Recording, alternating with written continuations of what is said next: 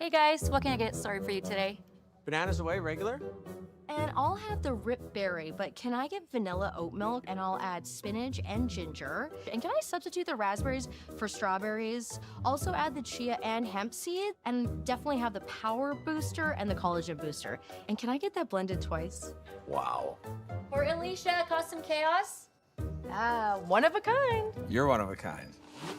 Booster Juice, freshly made your way. A very pleasant good morning, curling fans, and welcome to the Saville Community Sports Center here in Edmonton, Alberta, on the South Campus of the U of A. It's the Saville Grand Prix, and we are here this morning with Kayla Skrlik versus Selena Sturmay. My name is Dave Schmel. I'm joined for the very first time by Gord Coppathorne here on Curling Stadium. And Gord, welcome to the team. Well, thanks, Dave. It's a pleasure to be here today. Absolutely, and we are backed up by Connor Sims on the production. He is bringing all the camera angles, the ones and twos, threes and fours and fives and sixes, and everything that goes along with that. It is Team Skrlik with the hammer here in the first end. They're throwing the red stones. Sturmay with the yellow. And Gord, both these teams are 2-0 to get started. It's a classic battle of Alberta, and at this point in the season, anybody can pull anything off. So I suspect a couple of lazier, quieter ends to get their feet wet at 9 in the morning, and we'll see who can come out on top.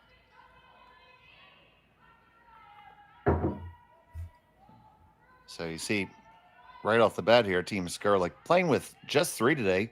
Margot Fleming not on the ice right now. You don't know all the details there, but if you know in the chat, feel free to interact with us. You do need to be subscribed to Curling Zones to take a part in the chat. So if you haven't done that, well, that's a good reason. Well, the two teams are trying to prove me wrong right off the hop. We've got a center guard and then a deep one and a freeze coming. It's not your prototypical trade fire in first end.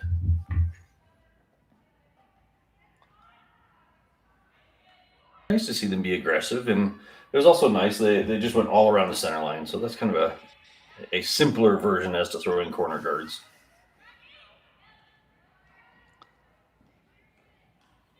Let's see, Team Skrlik. Sorry, Sturmay coming on in here. It's Team Black versus Team Black. This is gonna be a fun one. Oh, yeah. They're not doing us any favors here, buddy. Nothing like starting the day off with a look really close on every player. Especially early in the season. I mean, I have a difficult time telling the brothers apart, the Marshes. Last year, they kind of had an unwritten rule that one wore gloves and one didn't, where they wore different gloves, but they started wearing the same gloves, and that just messed everything up.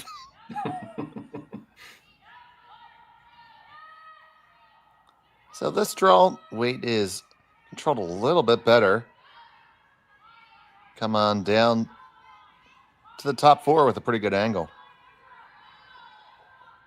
Yeah, it's just rock positioning now. Start pushing them through. They've played their draws, and now they'll start pushing them deep and probably clean things up a little bit. I do find it interesting that every shot's been the intern so far. That'll make the sheet a little goofy to start. It's not uncommon to see switching sides in the first end or two to keep the sheet balanced.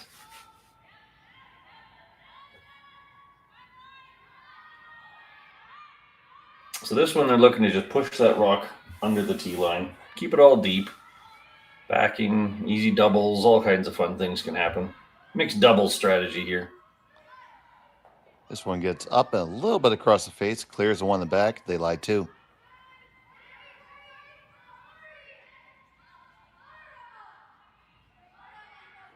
They got enough of a roll that they can't flop in. It's a little too high. You send them seeing what they can see. I guess they're trying to figure out if they could ever throw a double. Yeah, if you could go just a bit off nose, you'd get a clean double. You wouldn't want to go over, you'd catch a red one, but hit and roll away is a much easier first end shot.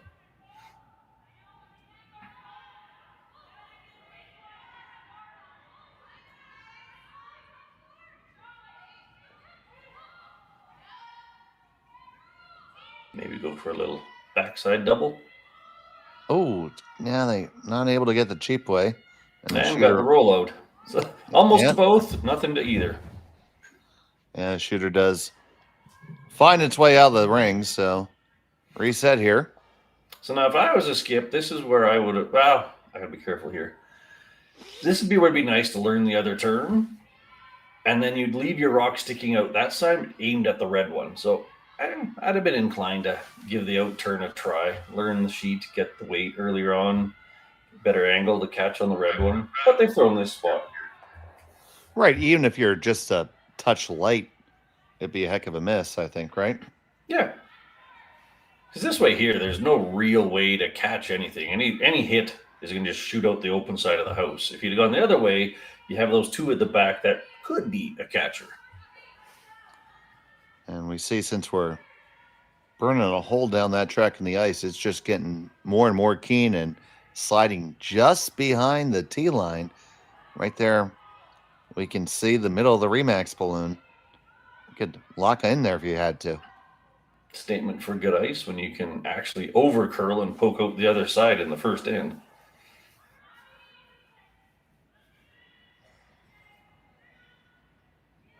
They work really hard on their ice up there because it's not actually an arena, so the ice crew have to work extra hard to get that kind of 5 feet of curl that they all like to see.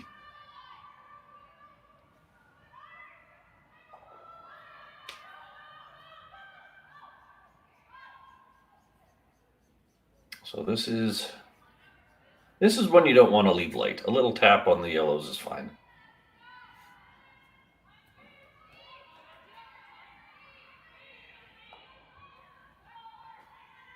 On its way down. Jerry Lynn with all the work. Nothing like sweeping. Would that be 5 out of every 8 rocks all by yourself?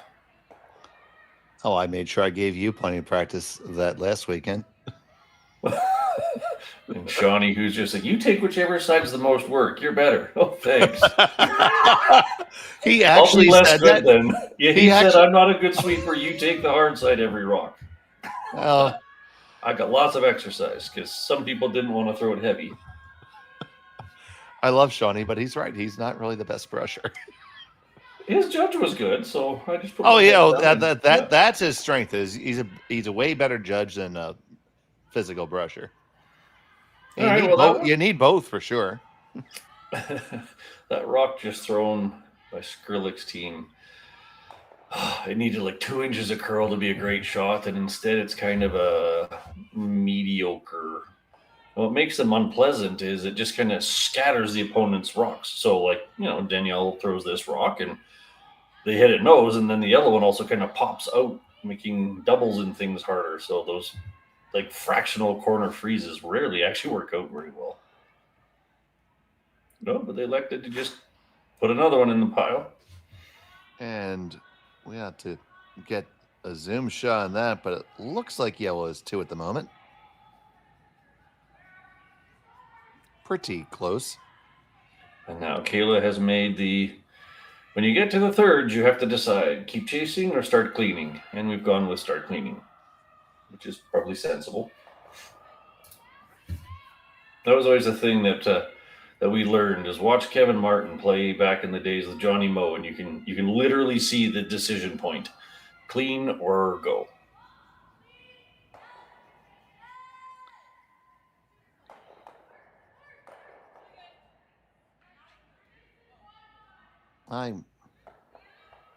I'd say we tidied, but we didn't clean.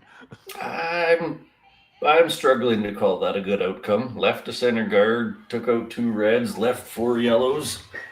That's a bit unfortunate. I would have been happy just to make sure the guard was out of the way at this point in the game. And we saw from that last shot, good crowd on hand upstairs already. early in the morning at Saville.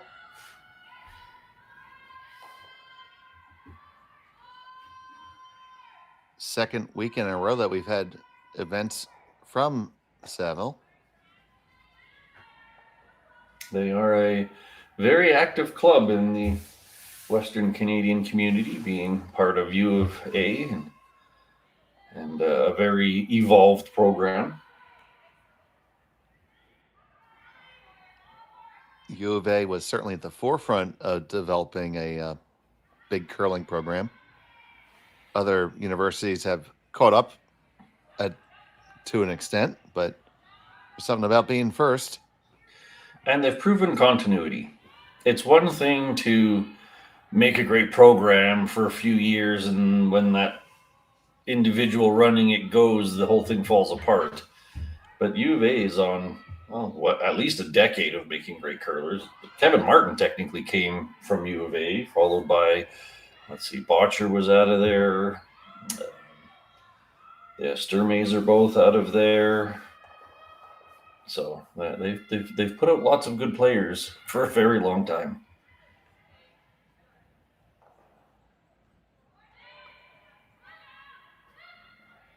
So Team Skrlik has to be careful here. There's a lot of yellow populating the rings.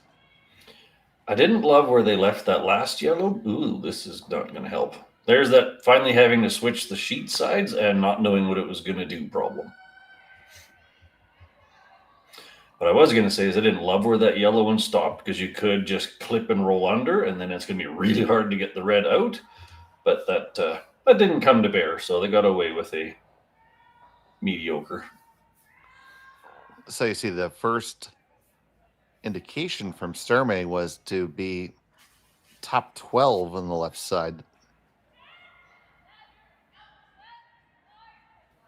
Basically trying to cover that hit and flop that Kayla just tried, because that's a real dangerous shot. If she can roll to the top of the button right on the blue of the Remax balloon, there's really no good way to get it out.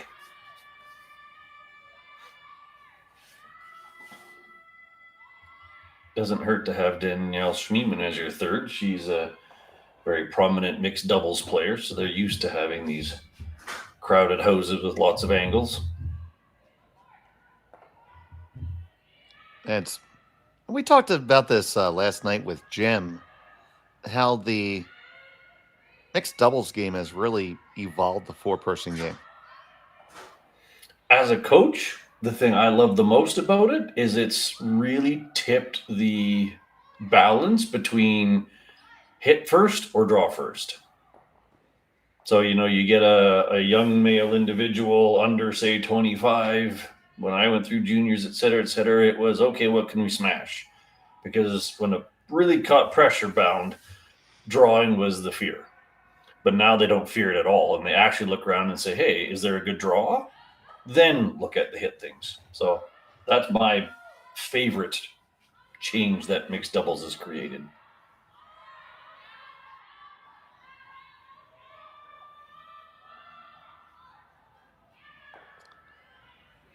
So you see them here with a knifing technique here, trying to work it around, maybe take a hair of the weight off. Yeah, the principle of knifing is it should make it die faster and curl sooner, is the principle of it. It's fairly new, so we'll call the evidence empirical at this point. But that was what they were after, more curl and less distance, so they were trying.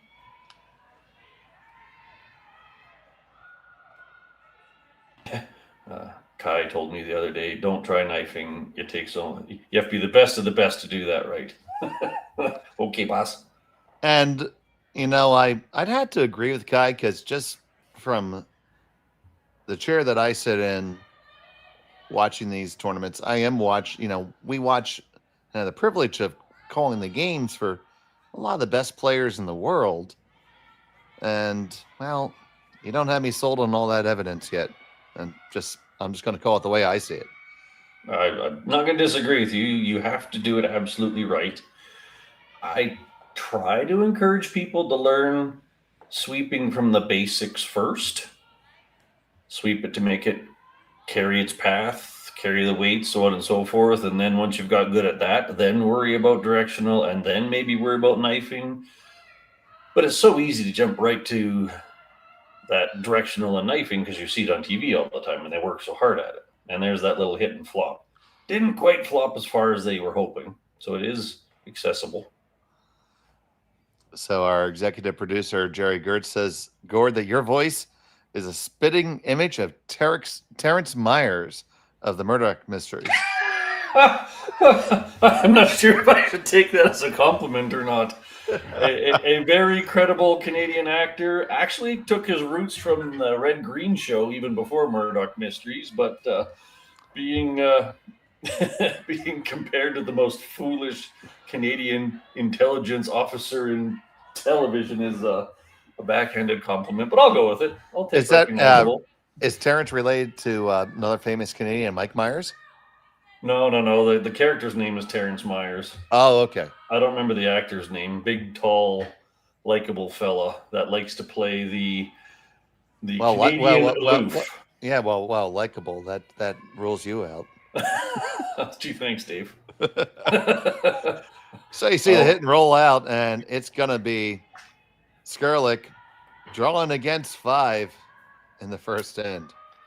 Well, they elected to play busy in the first end, and it's very safe to say they got out-executed. Now, none of their shots were egregious mistakes, but they certainly piled up favorably for Sturmay. But hey, you just did a draw to the button. You've got the whole forefoot. This is an unfortunate outcome, but makeable by far. You see Jerry chiming in. Totally a compliment. A voice with character, he says. I will take it and love it.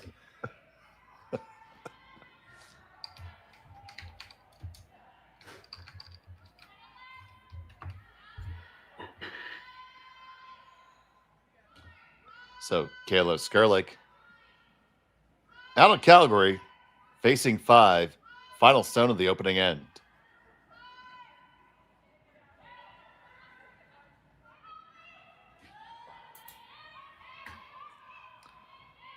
Hopping up to help out her brusher if required. More or less just supervising. More important to get past the guard. More important to get past the guard. Oh! Right. And stop. Are you going to get away with it? Oh! You do, and that is a very, very teeth-clenching single. And they get away with it. We'll be back from Saville right after this. Hey, Ben, what's the Aztec Safety online e-learning website again? Yeah, that would be aztecsafety.com. Fire extinguisher and firefighting. We'll send that one to Paul. Ah, now here's a course I should probably take. Conflict resolution. Power line safety. Yeah, I thought it might help me with my line calls. Did you know this Aztec website has over 100 safety courses? Jeez. Aztec Safety online course. Ground disturbance. Could have used that a few seconds ago.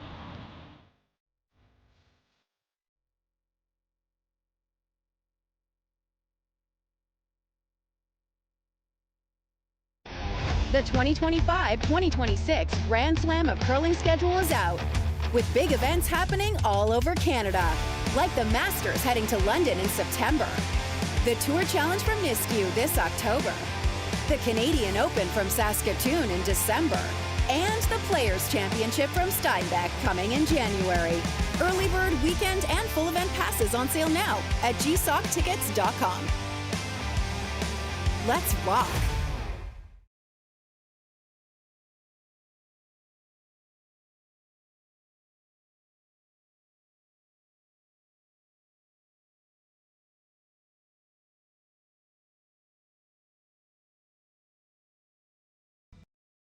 Live curling rocks. And this November, the best in the world are coming to Tahoe. Get your seats now at gsoctickets.com. But hurry, early bird pricing ends soon.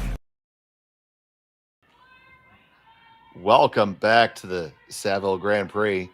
Kayla Skrlik and Selena Sturmay. And Gord, that was a squeaker in the first. Well, that was a very exciting first. That makes life a whole lot more enjoyable. But that was absolutely a mouthful. So look at this. This is how a first end should end, right? Look at that. Just a quarter inch, and that was 3 against. But it goes on the scoreboard just like any other force. And that's where you really wish you had that second sweep, or you're doing the on off, but it's hard to flip flop back and forth and straight curl, straight. So a little detriment to only having one sweeper on that one. Yeah, because it certainly had the weight. It probably needed the rub. So we see we're getting into it again. We have a corner guard up, tight center, and come right on in. No rest for the wicked this morning. I like it. It is only an 8-end game, so you don't want to burn too many ends.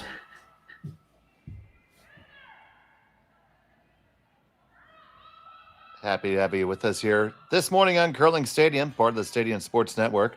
If you haven't subscribed, please do. We could use the help. We had to pay for Connor's college somehow. There you go. When was the last time you saw the Skrlik sisters sweeping together? Kayla taking a little pity and going out to help.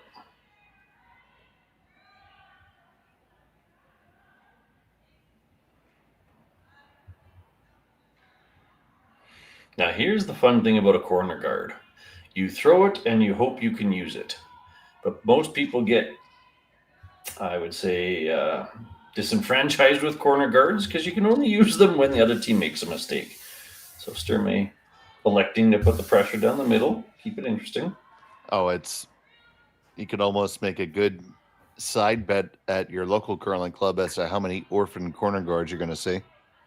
That's why most non-pro teams just play around the center all the time. It's a tough strategy to get used to and accept that you only use it once every other end. But again, it's built on the principle of hoping to build a mistake.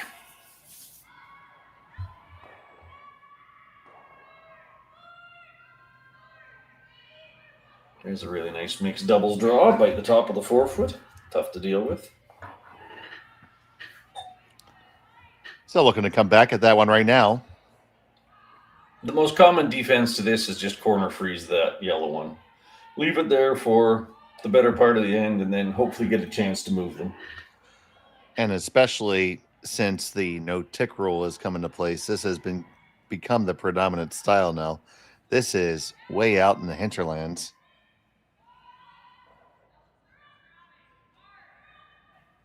I think that had 3 rotations from the hog line in. That was a very... Now, having said that, if that's 6 feet lighter, it's corner frozen on the yellow one. That's a really nice late break in that sheet. Now, a lot of people would sit there and say, hey, you had too much ice. But you kind of got to take where it stopped and move it forward and think, hey, if I was 6 feet lighter, that's roughly where it would have stopped. Corner frozen on the yellow. So the ice was pretty close, just too heavy.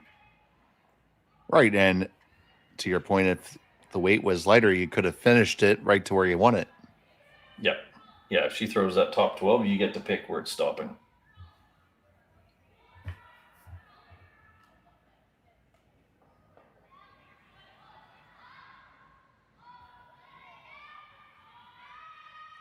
So you see a little bumper weight shot here. Is it going to clear it all the way out? Ooh. I want to say yes. There. I want to say yes, but that's close. Put this way, I'm not going to leave that to chance. Somebody needs to go out there someday and measure how much gap you can see for a rock that's still in, because it's usually about a little less than an inch of air, and it's still in. So that one's going to be close. Yeah, I remember back in my officiating days, you had to take the biter bar and swing it around every house and document anything that was just off even a touch, measure everything, post it on the board. Okay, Mr. Official, pop quiz. Can you use the 6-foot measure on a rock biting the back of the house mid-end? Yes, that's the only time you can. Ooh. Biters are short of the house for the free guard zone rule. You can use it on. Well, true, but sorry, in the rings though. That's the only Yeah. time you're allowed to use on a stone that it is for sure in the rings behind the tee line. Correct. That very right at the back to see if it's out of play or not, I think. Yep, I'm not an official. yeah, it has to be at the intersection of the center line and the back line. All right, so now Sturmay's thinking, is this corner guard usable now, or do we keep the middle busy? And to that point, and all the time I've officiated, I think I've seen that happen once.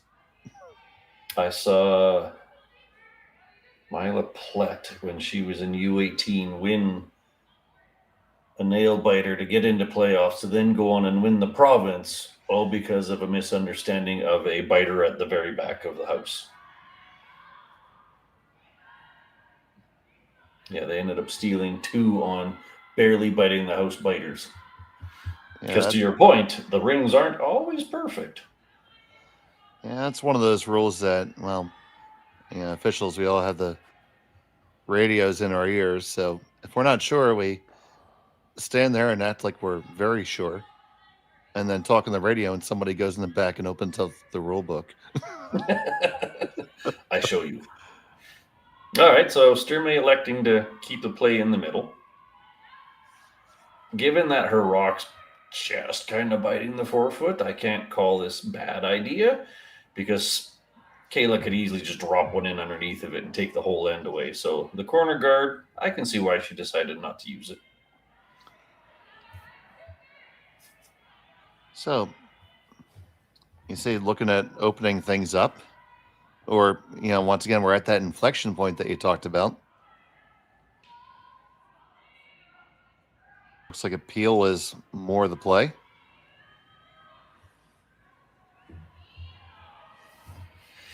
Yeah, when you're trying to steal and you're now peeling your own center guards, that's unfortunately a bit of humble pie.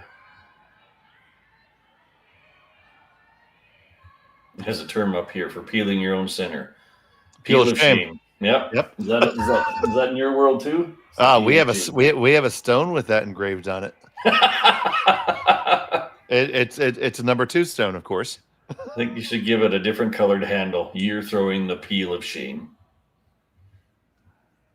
We'll get the. Now the context is a little different. It's usually when the lead throws a center guard when they were supposed to be in or through, but still. All right, now is a not horrendous time to use the corner guard. That double is pretty tailor-made.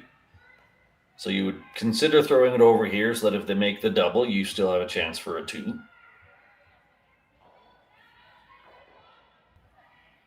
Not sure if I'm in love with the outturn. Exact words in my head. Not sure I love that shot.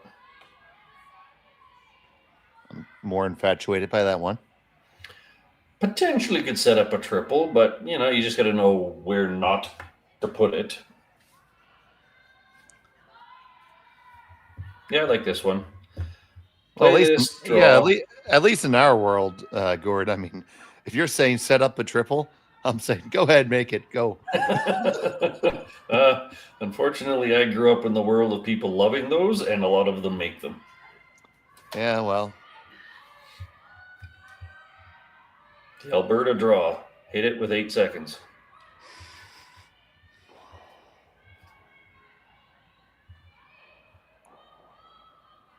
This is a little bit toasty. It's definitely not in the triple path. You see, and we get a good look at that potential biter. Oh boy, that's close. I don't mind where that yellow one stopped. Skrlik has to go after this double. Like, you can't not. Then she has to roll to the open side. The miracle roll is perfectly under that corner guard, but that's asking a lot this early in the season.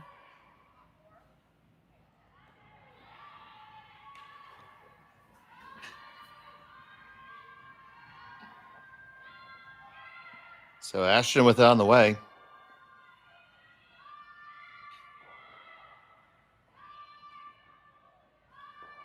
Ooh, on the top guard. I almost had to say jinx there. That was a very synchronized ooh. Yeah, you buy me a Coke. So that's going to create a lot of problems. My gut reaction here was actually to go under the, as we see now, right side corner guard, spread everything out. So we're going to have a mound visit here. She really likes that out turn underneath of everything, which I get. It's a pressure shot if you're sitting on the button. But she has hammer, so she doesn't need to play on the button. If she was trying to steal, that'd be different. Going over here, you're grouping your rocks. You're also making a potential catcher. I don't really understand why they don't even consider going under the red guard, because then you're using the entire house. But maybe they just don't know that path. Because I think right now, at this point, your end goal has now become 3. I would say that's your target for sure. Minimum 2 at this point. Because Skrlik has few options to get out of this without giving up points. I'm expecting her to try that double again and hope for the end-saving roll.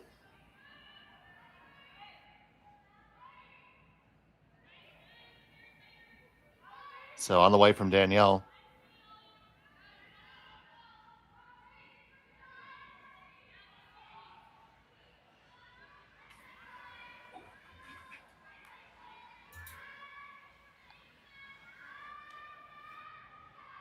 Probably want to curl a little bit more than that. Did you leave? I don't mind it. That's not a catcher. The roll is still going to be above everything. I like that better than high, because technically you can roll under something if it was just top 12. Okay. Kayla has her etch a sketch out here. She's trying to figure out the angles here.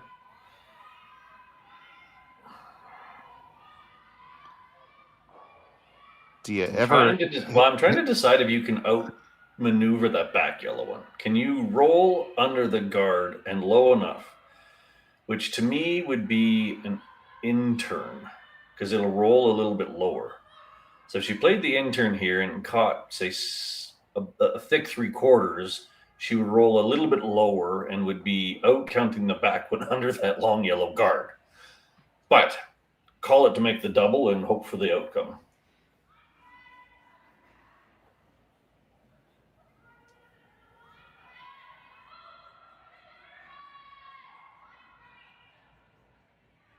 Jerry Lynn working it hard. Stuffs it. Oh, never mind. Jerry Lynn was holding the broom. Haha. Sister Skrlik was doing the hard work. That actually doesn't surprise me. Jerry Lynn used to skip her own team back in the junior days.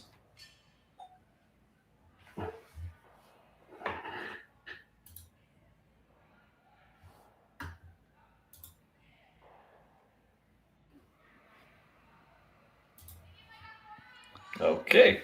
Now you see the long double is available if you wanted to ever throw that. When it comes time for Kayla, so Paige Papley coming on down. Also a very prominent mixed doubles player. Her and Evan Van Amsterdam play together. Oh, okay. One of the fun facts of Paige, she switches which hand she's sweeping with mid sheet in mixed doubles. She quite often switches hands as she switches sides. It's quite entertaining. So, I think they're electing straight draw here. They did say clipping their own yellow would be perfectly acceptable. Scatter them around because it's kind of a sitting duck right in the dead middle.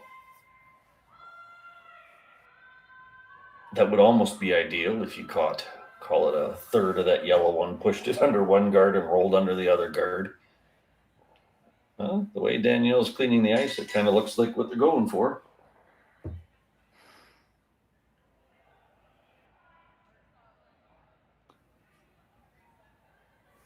So Sturmay coming into the house. Getting ready to throw here.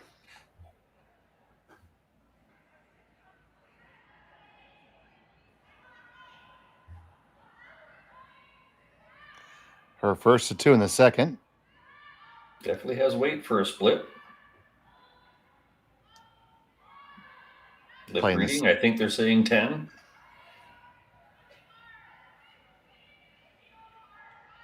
They're going to make contact, get a little split, get Oh, just a piece. skinny. Hang is on the back, and they lie 1, 2, 3, and 4. But all fairly deep. Well, the top one, but like they've made a pocket of all pockets over there. Is Skrlik holding the 1 stone advantage here, playing the second end from the Saville Grand Prix. And do you just take the double on and concede 3? The straight back with the yellow, you can see enough of it. Get rid of 2 yellows. You leave your shooter over there is certainly a easier call. This roll gives you 2 choices, under the guard or all the way down into the pocket, and then she's likely drawing for 2 or a small hit. I don't entirely love this shot. Your double is probably a safer play, but giving up 3 is also not what they're really after. So this is the only shot, well, barring a brilliant draw. You could corner freeze or something like that, but in land of her wanting to hit something, this is the only one that's going to get you out of the end with only giving up 1 or 2. You don't make it right. You're giving up 4. Correct. One of those big moments that you're going to go back and look at end management. And this is brilliant if we make it right. We'll put it that way. Yeah, well, this is a battle of managing your misses, and Skrliks are all coming up on the unfortunate side, clipping that one on the couple rocks ago. That was a major miss. So final stone in the end for Skrlik. Trying to walk it over just a touch. Get the hit. Do they get the perfect roll? Push it over, shove it over. Probably still plenty of room to dig it. Had to go just a touch further, Gord. An inch and you'd have been happy because the angle's right into those back yellows. It's still possible to throw it into those yellows and have a heavy catch, but yeah, you'd have loved 1 inch more roll. Not that said, if you make the roll too good, then she just does the run back and she's got a shot for 3 that way. So that was pretty close to the perfect roll. I think she can get enough of it for the 4. But you're looking at like hacked a board kind of cute shot in the second end. I mean, you have to throw it. You certainly have to. Yeah. Yeah, you don't get many shots for 4 in curling. So you kind of picture what you just threw. So you threw a 10-11 split and it curled. So this one you're thinking, okay, let's go with hack, which is enough weight to push it through, and just picture that exact same path because it's going to be a very similar route. The fail on this would be completely fundamentally change your weight and go, okay, I'm going to throw a strong board or a control at this when you just saw a almost the right weight hit. So facing one with an opportunity for 4, Selena Sturmay.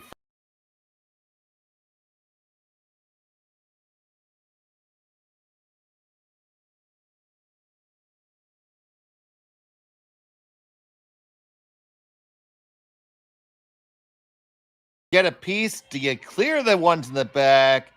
And you will. And there they go. 1, 2, 3, 4. Hang down on the board. It's 4-1 after 2. We'll be back from Saville right after this.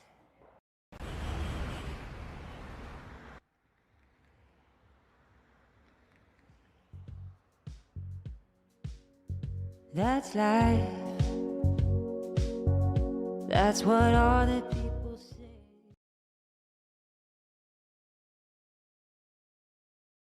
Hey guys, what can I get started for you today? Bananas away, regular? And I'll have the rip berry, but can I get vanilla oat milk and I'll add spinach and ginger? And can I substitute the raspberries for strawberries? Also add the chia and hemp seed, and definitely have the power booster and the collagen booster. And can I get that blended twice? Wow. For Alicia, custom chaos? One of a kind. You're one of a kind. Blister juice, freshly made your way.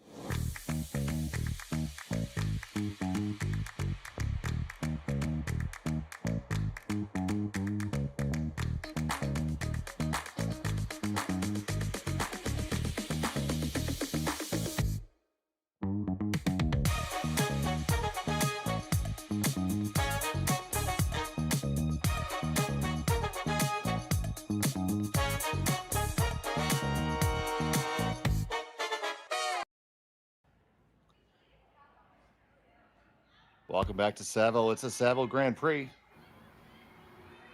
Deschamel, Gord, Copperthorne. And it was a huge score of 4 there for Selena Sturmay in the second, Gord. So now's the chance for Skrlik to say, hey, we're playing aggressive, we're close, but we need to just tighten up our misses a little bit. So they got to keep throwing the kitchen sink at this and hope Selena gets a miss or two out there, but you got to stick with it now. Starting it out with a corner guard. Yep. They did technically get a half miss out of Selena by putting that draw to the back 8.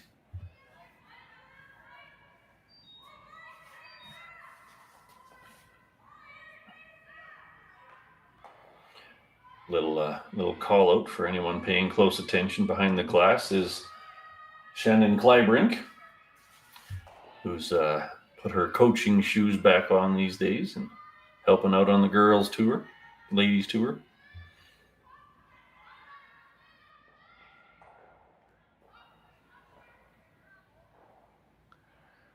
This troll also has plenty of weight. Well, the immortal words of everyone who ever taught me, for the love of goodness, don't be light on this.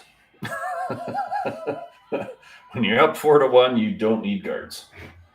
All right, right on top of the button. That's a nice place. Skrlik will keep ignoring it for now. There's Shannon sitting at her laptop. They don't call Connor the best producer, who I'm currently working with right now, for no reason.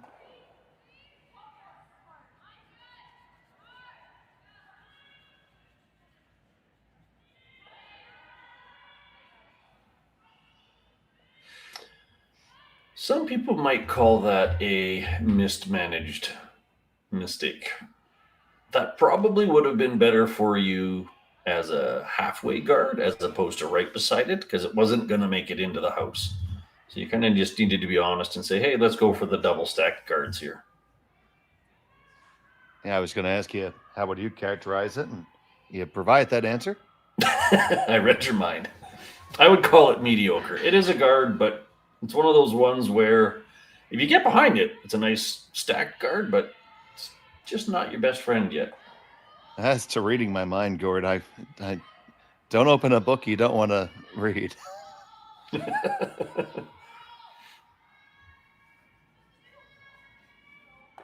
right. Selena deciding to make life harder. Throwing up a nice guard, but still only covered half of it. Yeah, Selena's taken the approach of my rocks will be problems for you. The other thing she could have done there is kind of that chop shot, as they call it, where you half bury under those corner guards in the top 12. And that would have made life really difficult for Team Skrlik as well. Now, unfortunately, had her guard shown the other half of the rock in the house, would have been a much better outcome because any kind of hit rolls away. They showed the half of the rock where if you make the hit, you roll under the corner guards. That's right, and those corner guards will very much come into play now. It's a whole little wing.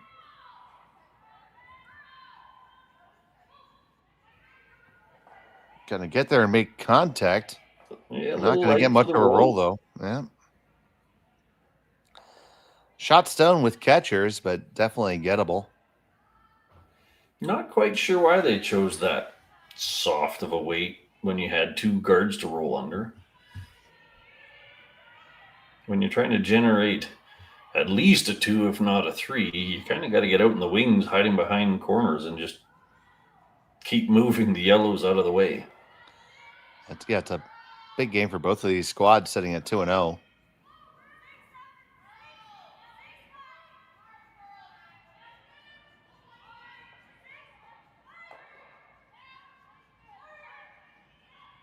Sturmay looking to roll underneath, but they've got that swingy path. Very tight to the guard, and it does wreck on top.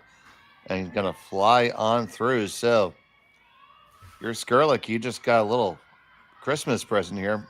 How do you best capitalize on it? Well, the unforced error count is 2 for Skrlik, 1 for Sturmay. So, to your point, how do you deal with this? You could get away with a split on your own. You could push yours into the 2 yellows and roll your other under the guards. You could hit the left side yellow and roll under the other guard. You could freeze to the back one. I don't love grouping my rocks because Selena will happily hit them. What would you throw, Dave? I'd throw a drill. That's always the answer. I don't need to look. Yep. Yep. Yeah, I'd almost be tempted to come under the guards and take advantage of those corners. If I trusted my weight and line, the split to me is the best outcome because then you're not a dead duck in the middle of wide open. But that's the most brazen of the choices. That's Nice pretty shot. good. Yeah. You're never killing both of them now. No, not at all. That was definitely a good way to set up at least 2. There are ways to mess this one up badly, but as long as your nose are anywhere low, the outcome's good.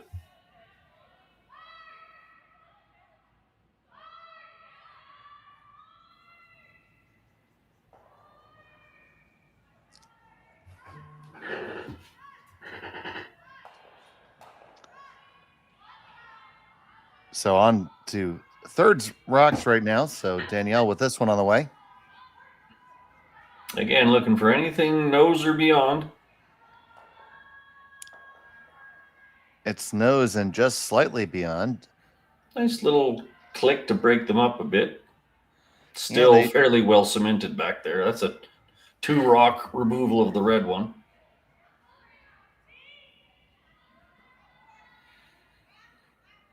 So this looks like a hit and roll under the corner. So you kind of have to roll to the yellow guard side. If you try to roll into your red ones, you plow that rock into the back pile, which isn't good.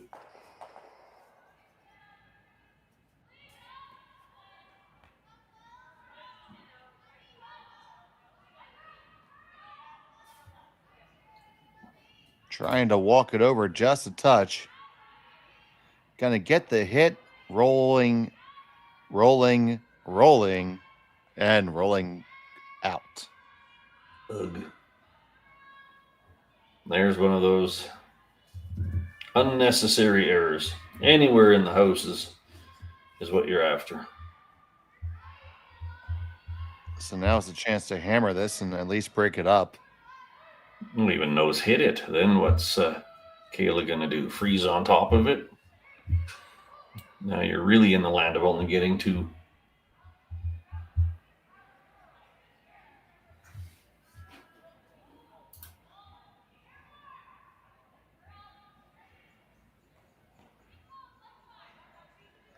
on this one for curl right off the jump. Here it comes. Gonna get just off nose, but very good outcome.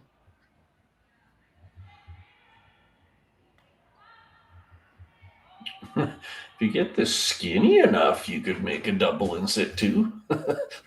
Skinny with decent weight, but realistically, just rattle them around. Yeah, I mean, you can throw that, buddy. Can, but the outcome is about a 5% likelihood, so let's just not.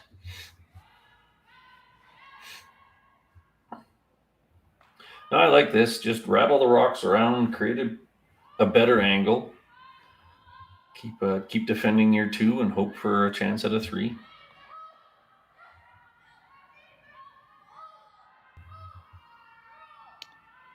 Marilyn working to keep it straight.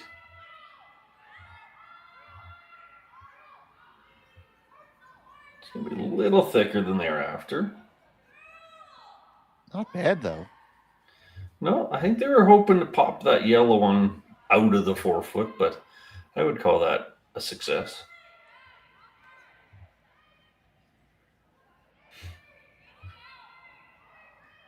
I'm trying to picture if there's a way to get both reds out, but that's about a 6-second peel and get the mini around the horn going. Shoot that red one back up towards the hog line. That's a junior men's throw. I just can't see the upside. Can't unsee the upside down balloon. It is a bit, what would you say, disorienting to see the Remax balloon falling out of the sky. Well, I mean, it doesn't say much for the company. I mean, and we want to take this moment to thank Remax for their great support of curling throughout North America. Great sponsors, but yeah, that just looks weird. All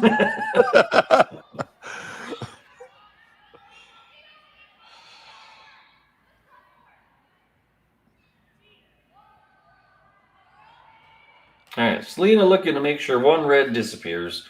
Leave yourself shot. It looks like it's quote unquote the right way on the other house.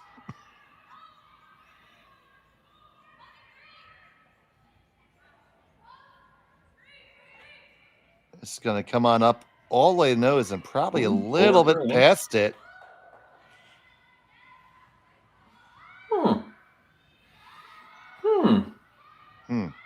Not ideal. You might actually be able to sit 2. Also wouldn't be against like a board weight. Try to clip the back yellow and roll your shooter towards that double pile. Because if you manage to get both those yellows kind of out of play and roll under the guard, Selena's going to have to play that middle red at the back 4 foot and might leave a double. So you're getting your 2. I guess that's a lot of work for a 2. If you just move things around a little bit again, you're probably still going to at least have 1 red remaining.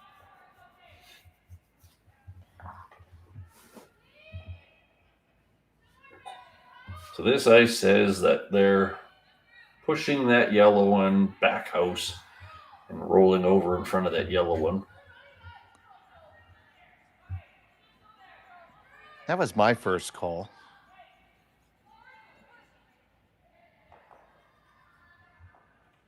With only 2 rocks left, it's probably a much more manageable call than a hit and roll.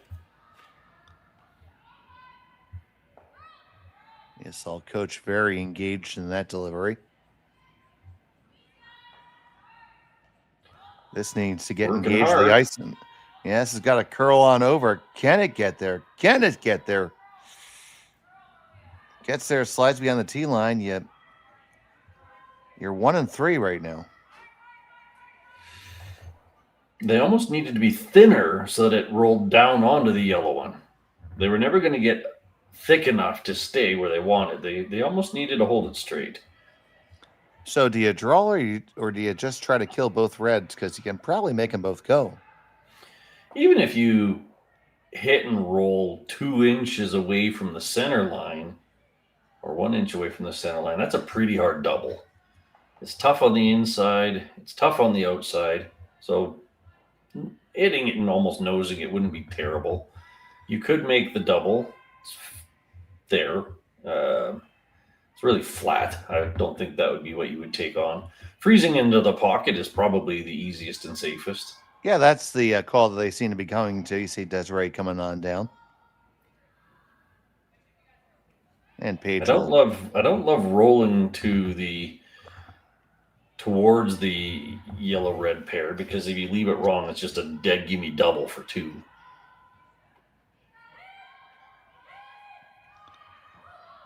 You're never hurting yourself by making a redstone go away. That was my first inclination, is just hit the shot rock and make them earn 2. But they're electing to put one in the pocket. Well, there's only one pro side miss here. It's heavy.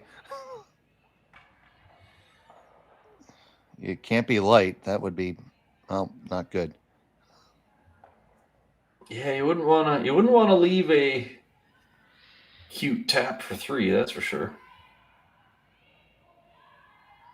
If you're biting top 4, that's technically light, but still guarding yours. It's not terrible. But yeah, frozen to your own in that little pocket would be the 4 out of 4. I mean, there's a mitt back there so big it might as well have Spalding on it. Playing slow pitch. Big 14-inch mitt. You told me about your slow pitch days, and I'm sure you'll give us some of those stories as the season goes on. Year 1 snapping one Achilles, year 2 snapping the other Achilles. Great stories. Well, that's called getting old. just did what we said he couldn't do. There's that. That's left that super cute push at 1 foot. The ice certainly curls enough. It's not even a foot; it's 2 inches. Fair. Heck, and even if you just dead draw, you still get your 2. Yeah, good look at that. And if we bring our camera on in, you can see you only have to move that yellow 2.5 scotias. That's the Dave empirical term for about 2 inches. And I'm going to go with an imperial scotia as opposed to a metric one. Yeah, metric's bigger. Okay, so this is a team shot. Kayla's looking to dead draw button, and the sweepers are going to say, if everything's brilliant, we can move that rock by sweeping it. And then Jerry Lynn in the house is just straight, make sure you're skinnying the top and then curl it to the best you can. Final stone of the third end. The Skrlik's looking for 3. Can they get it down there? Ashton holding it there. Now Kayla's going to come on in too. Got to get the weights. Got to go. Has to be there to get there. No. Oh! It's only going to be 2. Left it just a hair light. Had the line. They get their deuce, and we'll be back with the fourth end after this from Saville. Imagine being able to stream every curling game from every sheet from any event, be it your Wednesday league game, bonspiel, or corporate event. Curling Stadium offers an all-inclusive streaming solution featuring high-quality cameras, ease of use, great reliability, and minimal installation. Offering your sponsors customizable ad space on your streamed curling games and being able to sell video packages to your corporate events for increased revenue. With Curling Stadium, you can stream to any device, be it your mobile phone, tablet, or computer. Push the feed to your desired platform, be it Facebook, YouTube, or any other social media. Curling Stadium is simply the way forward. Where it's commonplace in other sports to televise every game, we want to do the same. Curling is a global sport, and it's time it gets the coverage it needs. Make your curling club the next Curling Stadium. The rock faces around Lake Tahoe are legendary. But this fall, new ones will emerge in the Tahoe Basin. Pullman, Mowat, Gushu, and more. November 4th through 9th, the Grand Slam of Curling's first ever event in the U.S. is coming to Lake Tahoe. where the greatest rock stars on earth unite for 6 days of incredible curling, celebrity appearances, and après curl parties you won't want to miss. Get your tickets at thegrandslamofcurling.com. Let's rock. And welcome back to the Saville Community Sports Center. It was a deuce for Kayla Skrlik. They're in end number 3. And really, the outcomes flipped there and gave her that opportunity there, Gord. Yeah, you got to look at it that as a kind of a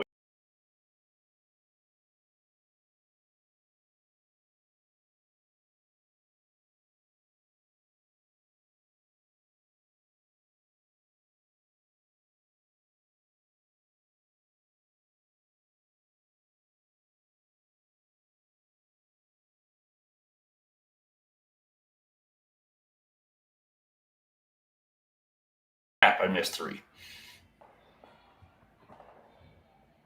But we're gonna keep up the aggressive game, which is nice. Anytime a game is tight, you can be comfortable in knowing you're gonna have rocks in play. So yay for all of us.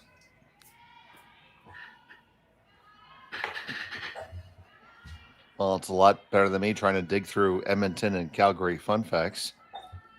Okay, let's stick with officiating trivia. And this is just a little fun one of mine because this is Jerry Lynn throwing right now is the reason I know this rule. I'll give you the story in a minute. If a team misses opening ceremonies, what is the consequence? I don't know if that's a WCF rule. That's often, I would think that's an event-specific rule.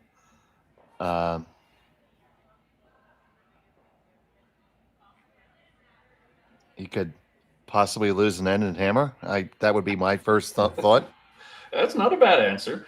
So the context, we were at mixed, 4-man mixed provincials in Alberta. This is probably about 2015 or 16, so a while ago. Jerry Lynn was skipping her own team, and they ended up missing opening ceremonies. Don't know why. I'm not going to say malicious or anything, but they unfortunately missed it. And the ruling is actually you never get hammer to start a game in the event. Okay, I was close. I was in the ballpark. Yeah. Your shot was a good one. So yeah, they played the entire event with never having hammer to start the game. Oh, I've seen myself play plenty of games. I'm not really good with hammer most of the time. So they just don't go to opening ceremony.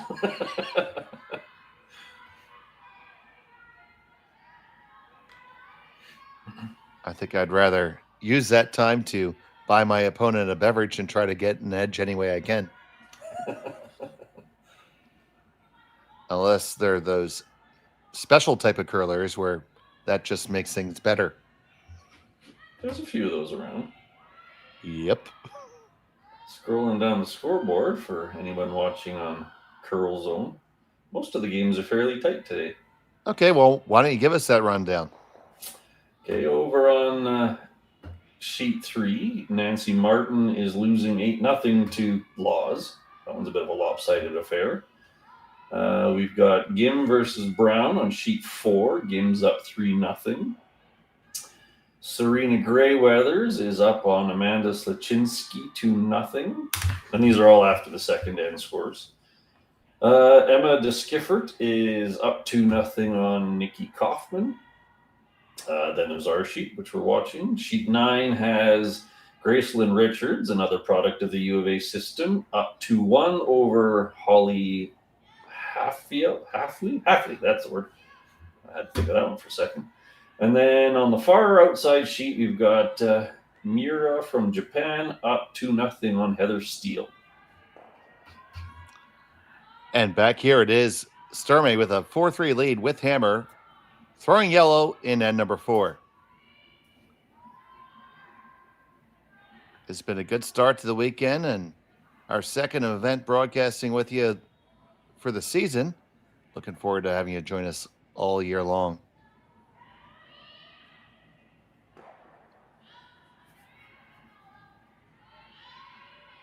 And now the stone on the way.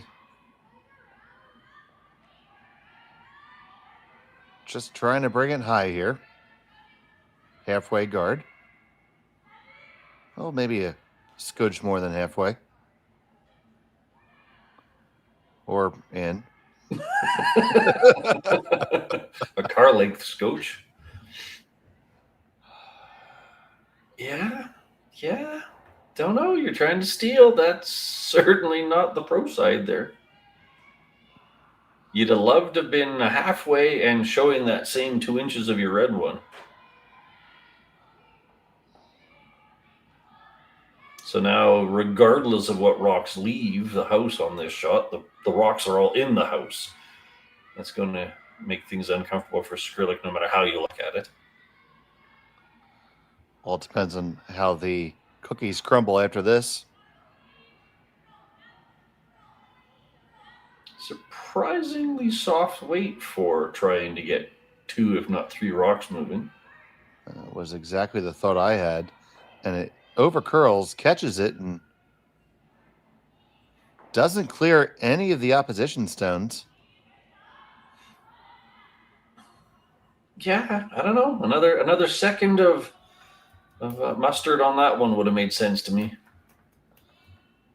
But hey, the reds aren't in the 4-foot. So now Skrlik's just going to elect to make this a force 1 scenario.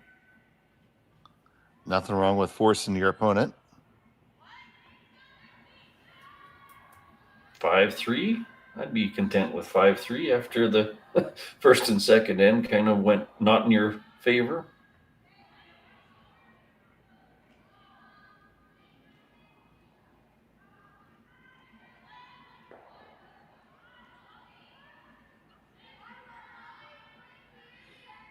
So now we're going to hit and flop back. This is the lots of positive outcomes. You can make a double off either side of the off nose. Nosing it wouldn't be terrible. Basically make the red one go away, possibly 2.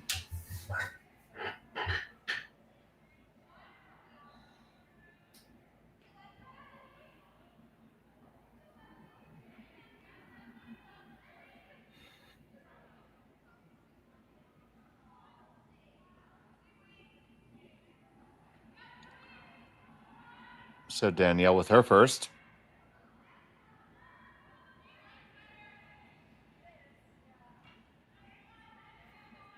Not laying a bristle to this one. Gonna get the hit, roll underneath, and out. Still Skrlik, line 2 on the edge. So that one, you almost felt like it was too much weight. So, early season finesse, a little on the light side. So Kayla's just going to spread the house out.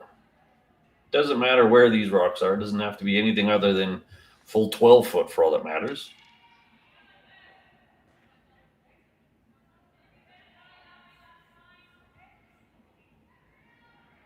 Just don't give a corner guard.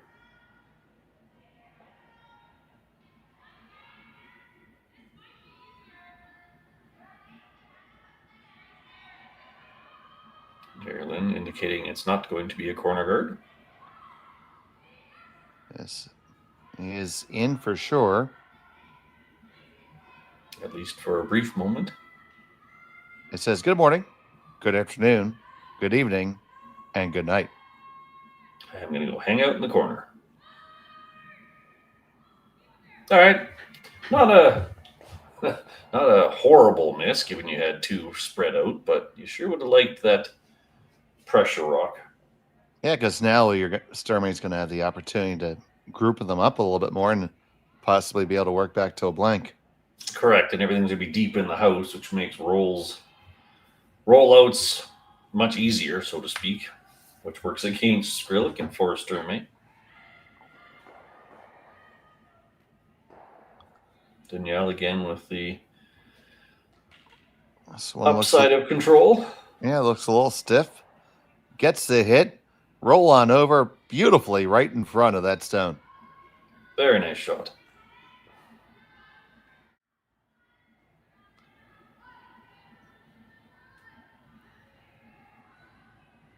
You see that one coming down, you grab that hit. The gear is on over. Beautiful location. So Now you just need to remove the remove the yellow and keep your red somewhere, anywhere.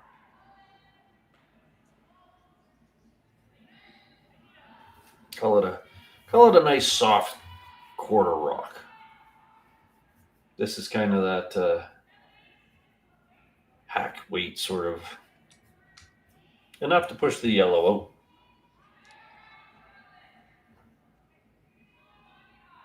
This is a great example of matching the weight, just enough weight to make the shot. That was kind of a Deanism weight from the very early years.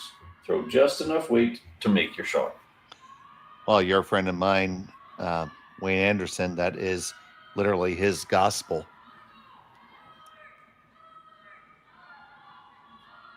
A little thin. Gonna get it. It's gonna roll on out. A little thin and a little heavy.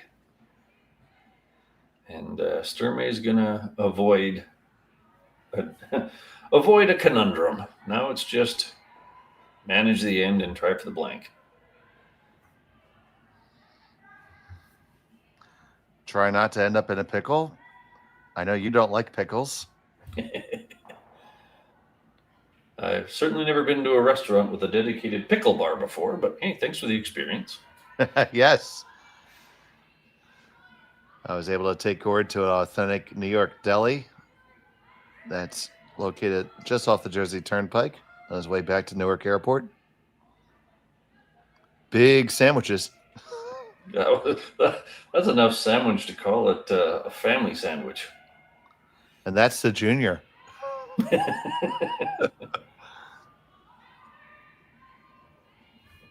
All right, Sturmay looking to just keep her shooter and make Skrlik make hers. Learn the path so you can blank the end on the next one. As we saw last evening, if you're joining us, blanks are not always a sure thing, but this is looking a little bit easier now. And now the choice of where can I put this to make it as hard as possible for Sturmay, otherwise known as where do they not know the ice? And I can't say they've seen a lot of rocks thrown into the 8-foot, so this is not a bad choice.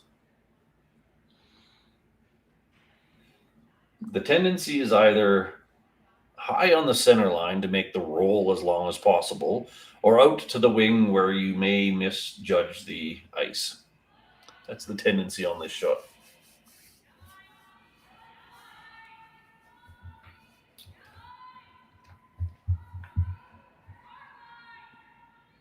So Skrlik with her last.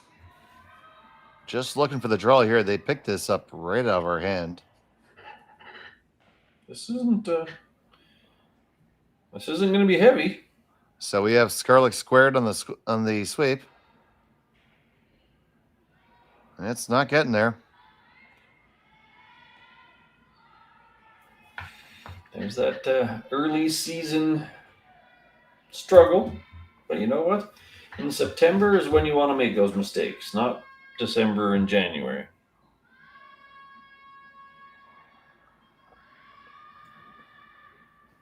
All right, well, here's the freebie blank for Selena. Yeah, and I know a lot of teams will take the opportunity to try to read a path they haven't seen. Inside out is usually the one you see most people try to learn here because that's not oft called. Now this is very handily. Yeah, I'm not sure they took a whole lot from that experience. Normal down the middle is straight. And through the rings they go, and to the fourth end break we go. We'll be back after this.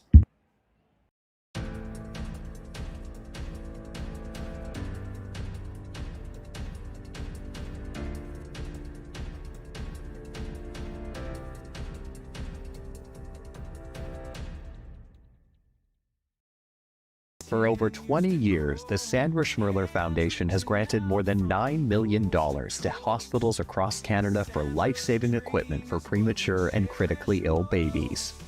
In the past 4 years alone, $4 million has been granted thanks to the curling community's incredible generosity. The need continues year-round, and with your help, we can ensure every baby has the chance to grow up and become a champion just like Sandra.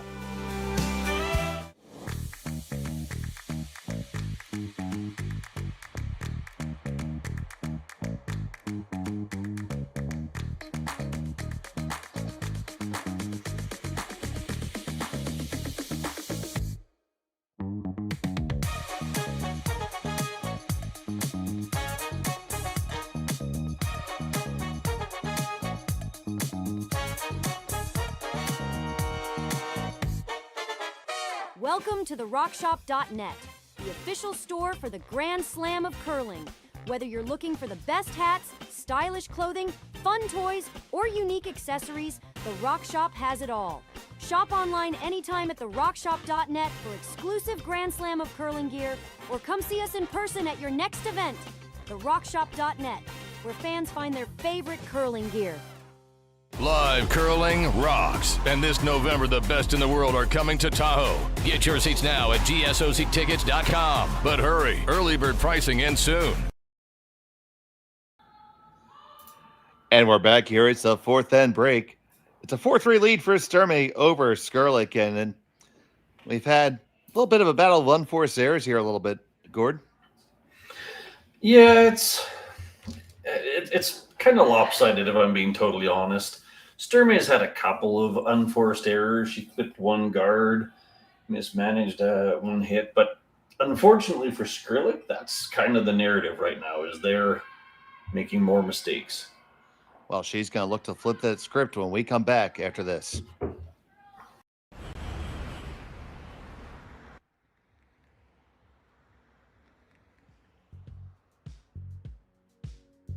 That's life. That's what all the people say.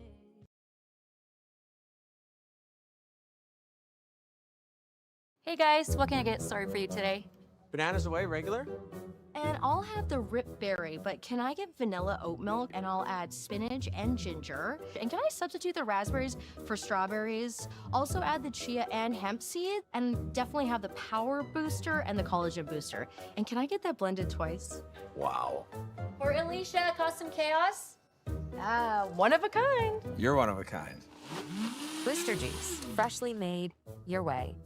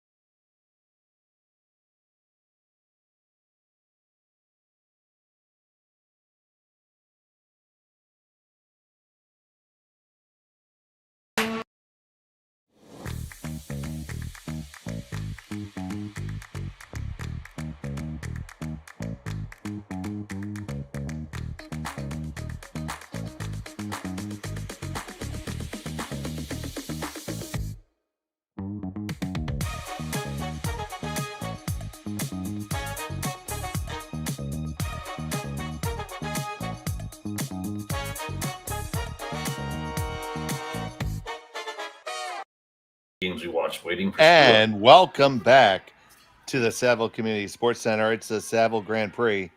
We were talking in the break about different strategies and different ways to look at things, but right now it is Sturmay with a 4-3 lead over Skrlik. I'm Dave Schmel. He's Gord Copperthorne. Connor Sims is on our production, and we are so happy to have you with us here on Curling Stadium. So, Gord, what do you do here in the second half if you're Skrlik? If I'm Skrlik, it's as simple as giving yourself a little bit more. Give yourself a little bit more ice. Give yourself a little bit of room to, have a slightly errant slide or whatever. Like, they're not missing by a ton, but they're misses that you don't need to be having. And then on the Sturmay side, I would honestly say just keep doing, because you're forcing them into tough spots. I'd hate to see them switch to a super clean strategy or something along those lines. I think we definitely see that at the club level tremendously. You see teams that change gears because, quote unquote, that's what they're supposed to do. But I always say you dance with the person that brought you. Don't go to salsa when you're doing good at two-step. Pick your poison there, sure. I don't get much past the electric slide, honestly, myself. Just shake a lot. Anyways, this is sticking to the script. Center guard, come around the center guard. We had the looking a little light. Yeah, we had the meandering skip.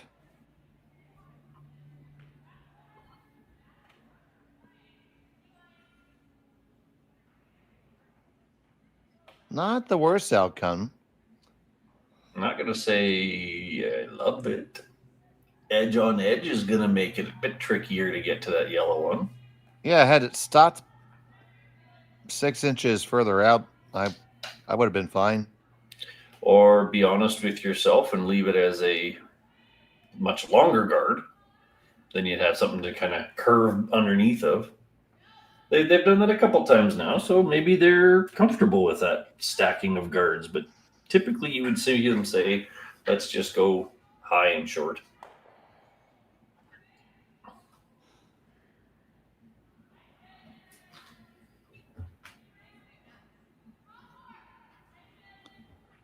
Good look at all the different games here.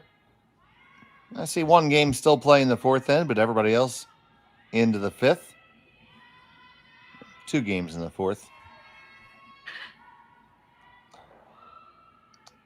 Yeah, about an end or so we'll give everybody an update, but you see that one right there in the full 12. Definitely early pressure on Skrlik again. Once again, trying to figure out how to use her guards in ways she didn't intended. That yellow one did come up short enough that this is a fairly straightforward hit, and then your shooter might even roll underneath of the guard you're going to create with the thrown rock.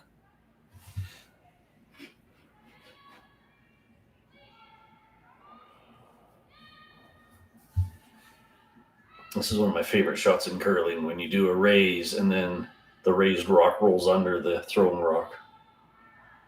In theory. Really good idea. But your rocks aren't staggered. Those guards are more useful now. Yeah, all things considered, I think you shuffled the deck in your favor if you're throwing red. That was a better outcome than just super skinnying the guard. And Sturmay is just going to make the pile heavier. She does have hammer, of course. There's even a thin in off from the other yellow one that popped out. So that wasn't a complete for naught.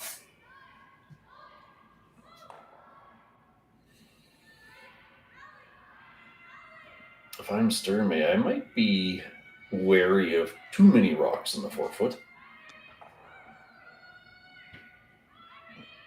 Indicate this rock from Desiree might be just a little bit spicy.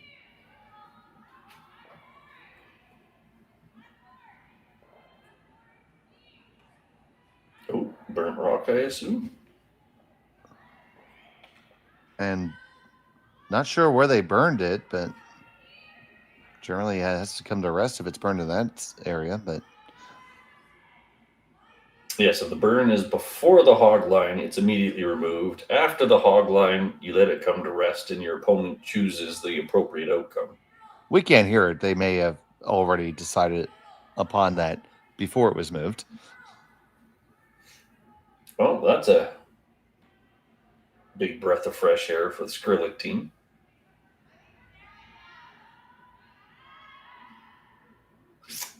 A bit surprised that they're playing the hit and roll. They haven't been getting the rolls they've been after.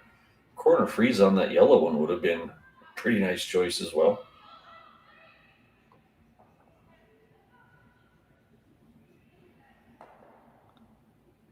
That's a hit. That's a pretty darn good roll, Gord. That is an excellent roll. Color me wrong. Take us through it. Well, as long as you're anywhere in front of that yellow one with this roll, it's going to force Selena to go clean up those guards. There's just no doubt about that. The danger would have been a short roll or all the way out the side, but that was absolutely perfect. So this will be a double peel attempt. And we welcome all of our viewers who are watching our other feature game from the Laws and Martin game, where it was in favor of the Manitoba squad. You were with Marty and Rory, and I'm Dave Schmel, and he's Gord Cupathorn, and thank you so much for being with us here. Perfectly executed double peel. Now they're going to play the guard game for a couple of rocks. Put one up, peel it off, put one on, peel it off. In theory.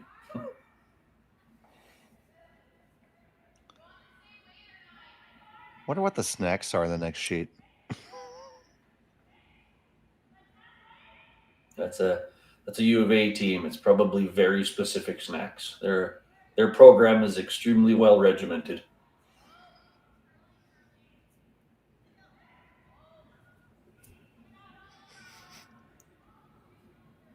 Jerry Lynn working to get this over into the middle.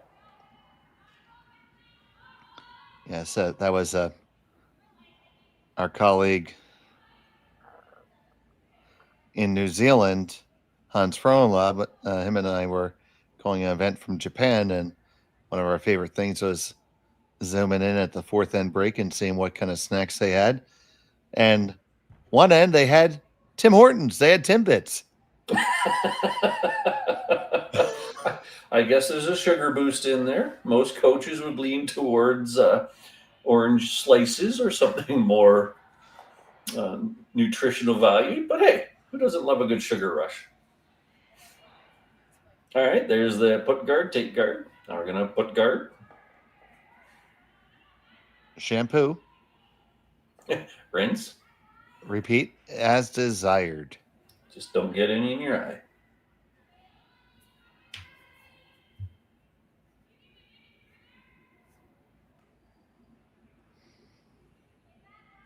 So at some point or another, Kayla's going to have to shuffle things in the house a bit, being that they're not shot, but they're not against wasting rocks for the time being.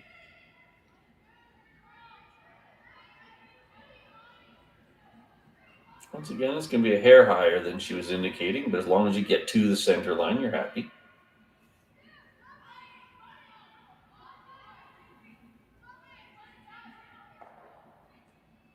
Selena wants a team consensus on this one.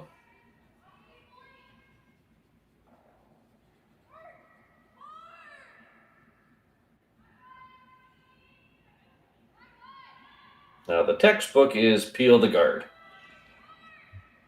You're not against this setup, because as I just mentioned, Skrlik has to deal with the yellow in the top 4 foot. So you can peel the guard. Kayla rattles the rocks around a little bit. You hope for some kind of a double for 2.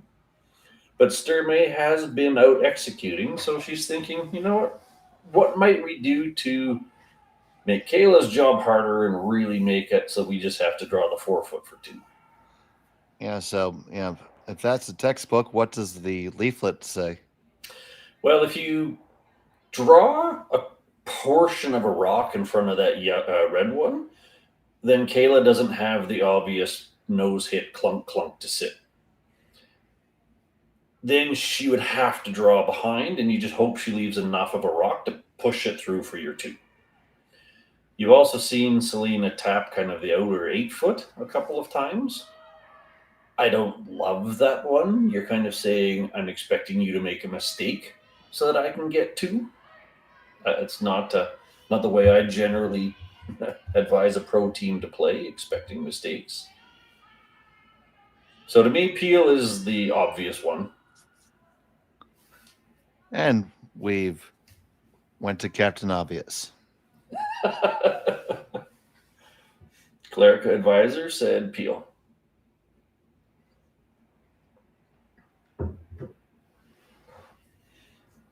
This is just safe. Like, this is the plus or minus 1 call.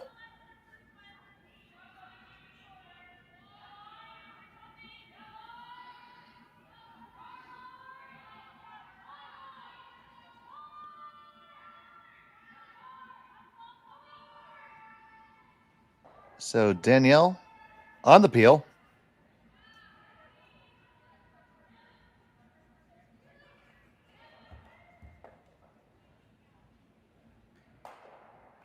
Just like a Chiquita banana. Exactly as you expected. Can't say I've heard that one before.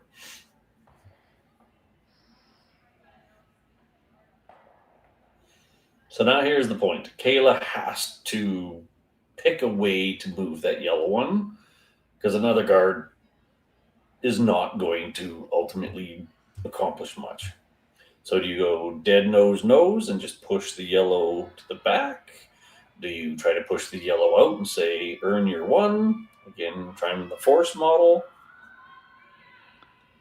Yeah, the first indication looked like it was push it through and try to roll open some. Yeah, try to make the double hard, but get the yellow out of the house. That would give them the hammer and the 6 in if they can execute the force. Yeah. Getting to the point in the game where the even end deal is actually a deal.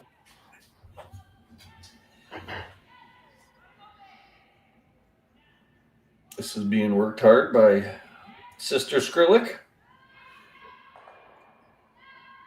That's a pretty good shot. That's not a gimme double by any means, but give it a whip.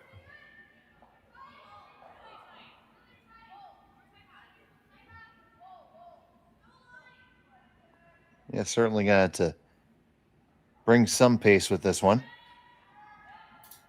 Certainly makeable, but yeah, you gotta get about a quarter rock with decent weight. Say about 8.5 sufficient or 8? Yeah, probably in that ballpark. If you were in the other gender category, it would probably be 6. But they love those shots. All right, here we go. Everybody who has youth loves this shot. This has to come up just a touch. It's going to go over the top.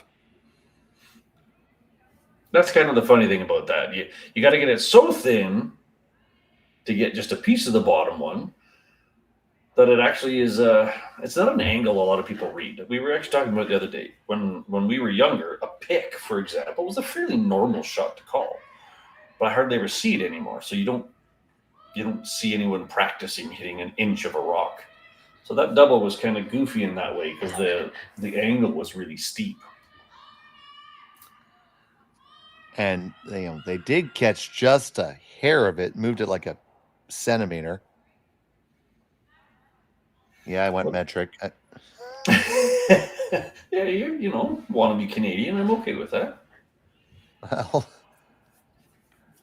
yeah. Speechless. All right, looking to clog things up and make them earn their one. They've seen this guard numerous times, so they know what they're after.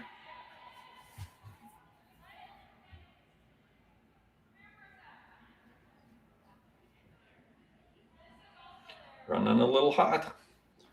A little bit spicy is going to come on in, and this is way easier of a double if you want to make it. It's not a give me rollout. It's actually kind of sneaky where she left it. You got just off-nosed for the double. You're not likely to roll out, so now she's thinking maybe I'll just take the easy hit for one. Does seem to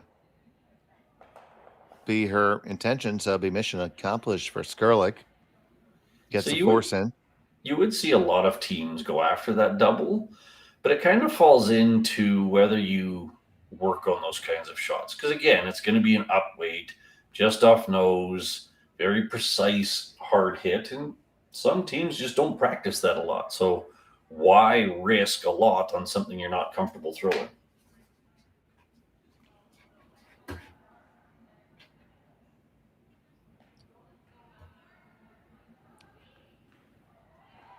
So Selena Sturmay, final stone of end number 5, facing a pair, hit and stick for one. keeping this one clean. Just a broom down, keeping the path clean. And no problem there. She gets her single and a 5-3 advantage. Skrlik has a hammer in 6 when we come back from Saville right after this on Curling Stadium. Hey Ben, what's the Aztec Safety online e-learning website again? Yeah, that would be aztecsafety.com. Fire extinguisher and firefighting, we'll send that one to Paul. Ah, now here's a course I should probably take. Conflict resolution. Power line safety. Yeah, I thought it might help me with my line calls. Did you know this Aztec website has over 100 safety courses? Jeez. Aztec Safety online course. Ground disturbance. Could have used that a few seconds ago.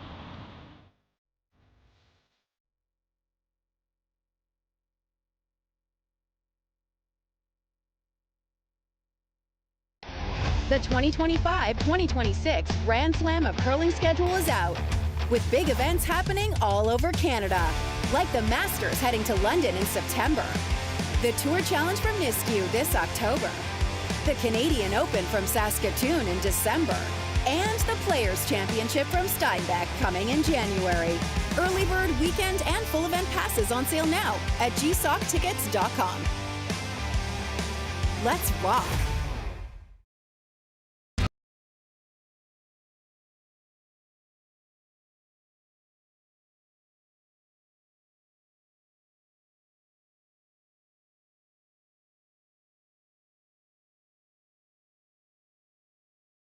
Live curling rocks. And this November, the best in the world are coming to Tahoe. Get your seats now at gsoctickets.com. But hurry, early bird pricing ends soon. And welcome back to the Saville Community Sports Center. It is Selena Sturmay with a 2-stone lead over Skrlik from Calgary. We have a lot of action going on right now, and Gord, why don't you catch us up? Sure, let's walk through the sheets. Sheet 3 has come to rest. Laws beating Martin 9-2. Sheet 4 is also called it quits, with Gim beating Brown 8-1. Serena Greyweathers is leading Amanda Slutchinski. That's always a mouthful.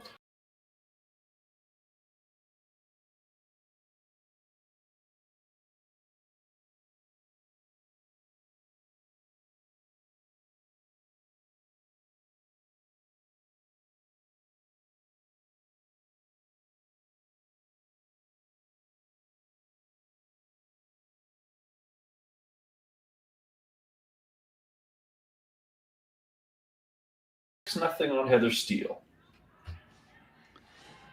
And then has you all caught up. So Skrlik trailing 2 here, but has a hammer in the even ends. And I know there's all kinds of math and analytics about this.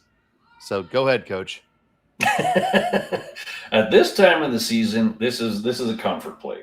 They put up their corner. They're not going to use the corner. Sturmay's doing the textbook, but threw 2 rocks right down the middle, top 4 foot-ish, because then Skrlik's going to have to deal with them. So this is a cat and mouse game, looking to craft some misses out of your opponent. So yes, corner guard, draw on a guard, and start the battle. The traditional next shot would be a really tight center guard on those 2.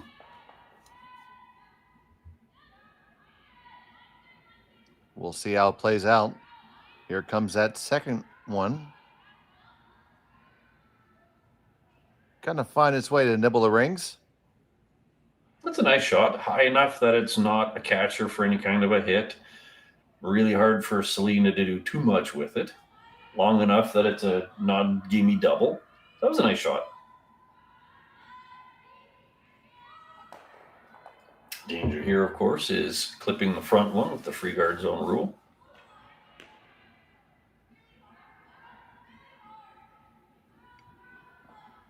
Yeah, certainly don't want to do that.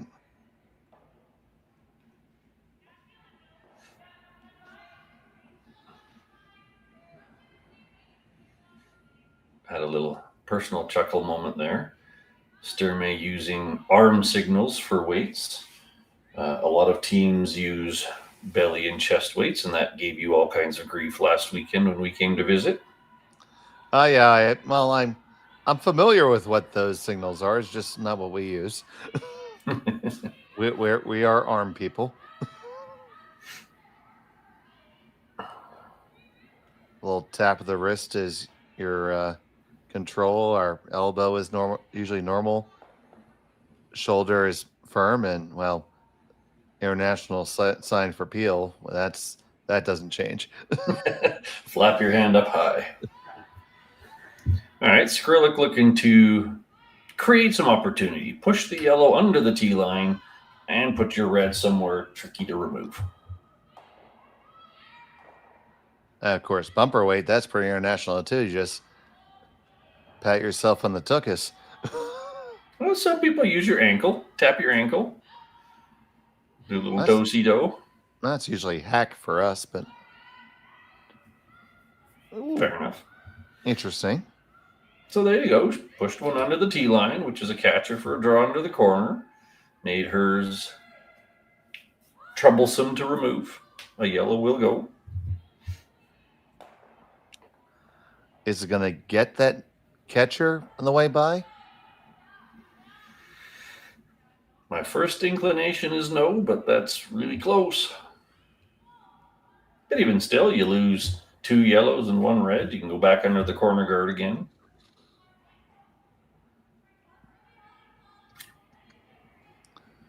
Yeah, deuce is certainly now possible for Team Skrlik. 2-1-2. That's their plan right now. Take 2, give 1, take 2. On the beak. Oh, just underneath that one and out the side door. Sturmay sitting 3, but yeah, that was, yeah. So there you go. They hit it where they were after. It just papers underneath of it, and the red one squirts out. That was the goal there, was make that red one go away. So now you got to draw under all day here. And that was Skrlik's plan when she did that one, was to make that catcher her best friend.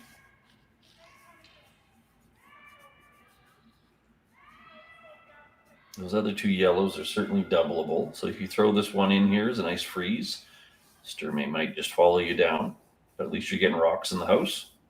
I appreciate that you're using one of the very curling specific terms, doubleable.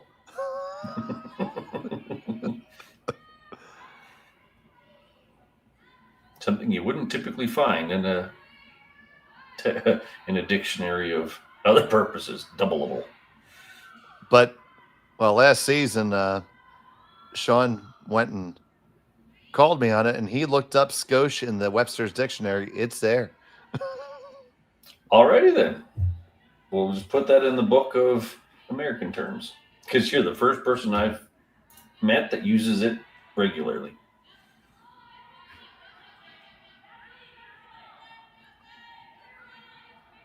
I think I heard Mudrick on it once. I'm just going to say he stole that from me. All right. I'm okay with that. You can own that one. We all have our strange comments and statements and words. All right, so here's what we're talking about. They're just looking to freeze back. And it's going to be a battle of the draws here. And if Sturmay doesn't have a good answer, we might not be talking about 2 anymore. Certainly neither team's been afraid of playing busy ends. This is coming on down, and that is pretty good, Gord. Very nice shot by Danielle Schmiemann there. Kayla recognizing that there's 2 other yellows that need to be dealt with, so her call is the long hit and roll. So you can see this draw coming in, and it is a great team shot. All 4 players are involved on it. The tap was acceptable. You just needed to be on the corner of that yellow in some fashion.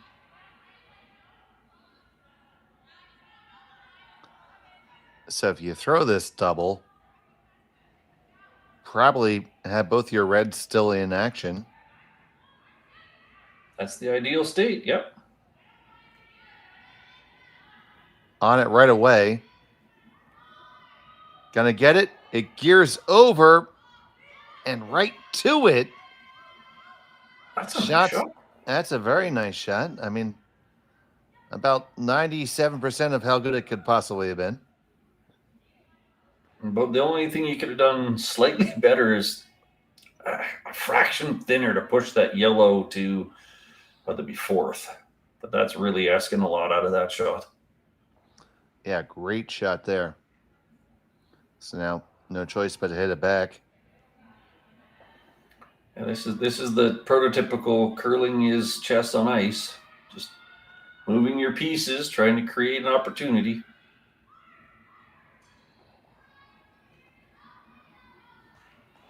Now, Danielle and Selena would really like to not rattle those three. So this kind of has to get to nose to be a good outcome.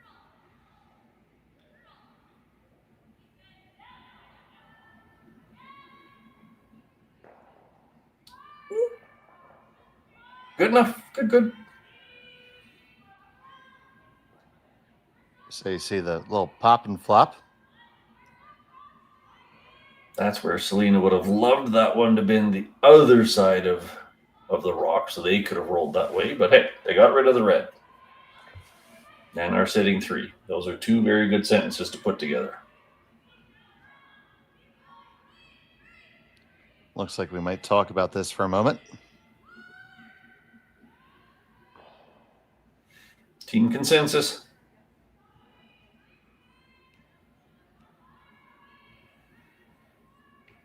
You could just freeze to that set of three.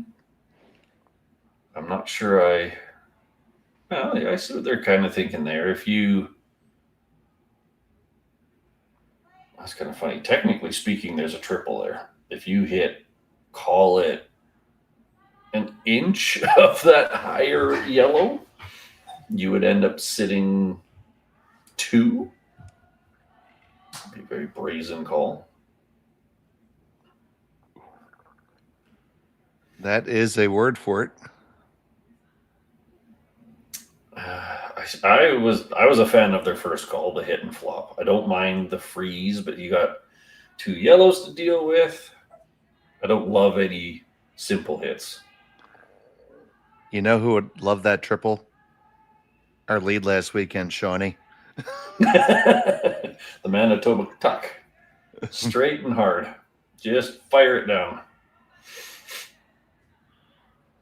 It would be a heck of a fun shot to try.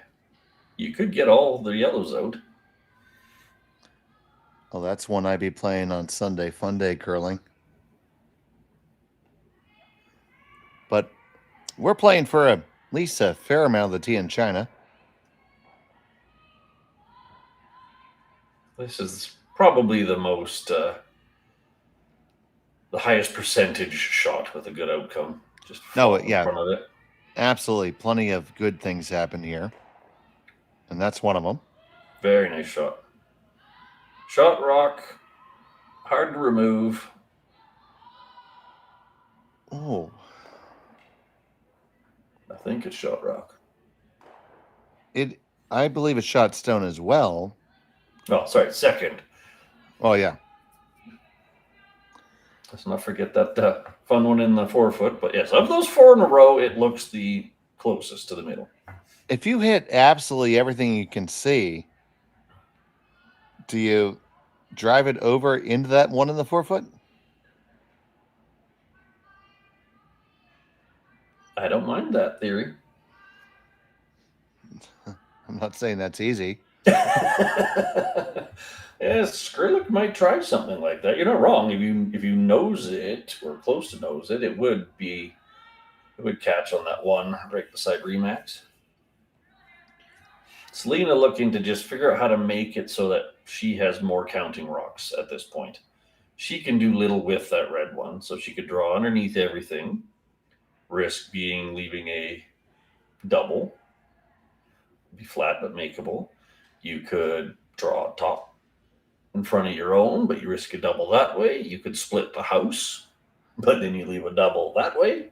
What about drawing behind the pile? That's what she's looking at. And I don't mind it so long as you're at least even with the one in the 4-foot. Because if you get lower, then you're going to have a flat doubleable scenario, and then you're going to be sitting 2 reds. So yeah, basically on or just under the tee line, half buried under that red that just appeared.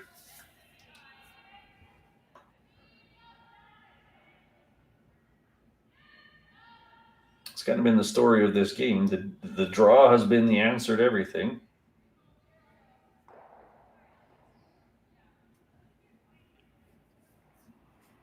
Be my next curling song. Just draw, it'll be okay.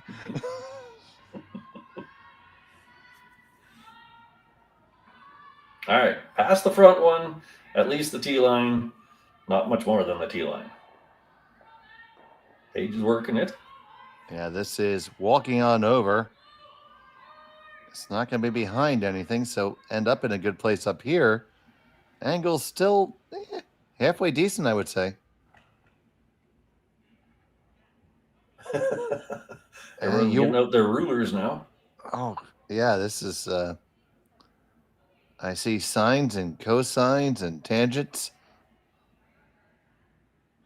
And really big calculators. That said, yellow is sitting 2, possibly 3. Yeah, someplace at home in Halifax, Jim Nix has his slide rule out.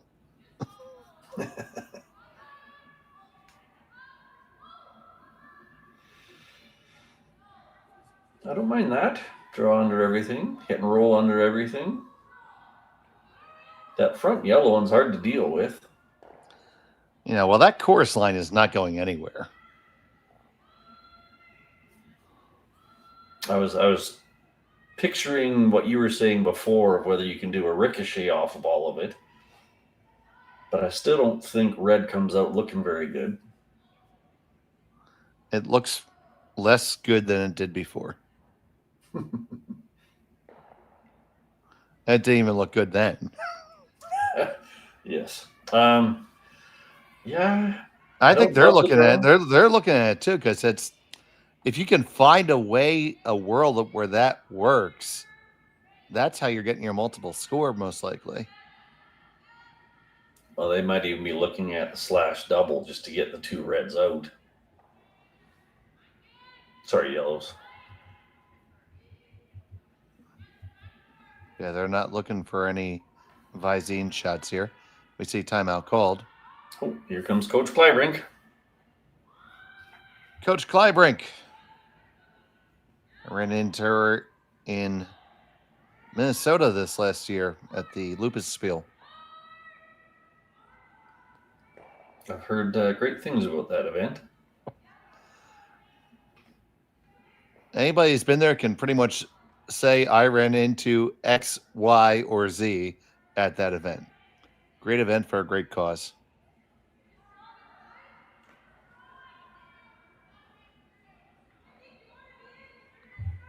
I got my first reaction in this one was a hit and roll exactly like that, with at least control. You'll rattle that foursome a little bit. That yellow one goes out, and your shooter rolls into a spot where Sturmay has to deal with it. And you just kind of hope that the rattle works out in your favor, and then you're going to possibly set up a 2. I don't see a great outcome on that deep yellow in the 4-foot, because no matter where you roll to, Sturmay is going to have a reasonable way to get it out and still be sitting 2. Drawing underneath, the short run of the yellow was too easy. So yeah, that's my inclination, is that you need to play that one and try your darndest to roll in front of the other yellow to make Sturmay's shot harder. Yeah, I've been doing so many angles here with the protractor. I'm going to need a GoFundMe for a new monitor because I get the Sharpie on it now. Stop using permanent ink. I never said I was smart, Gord.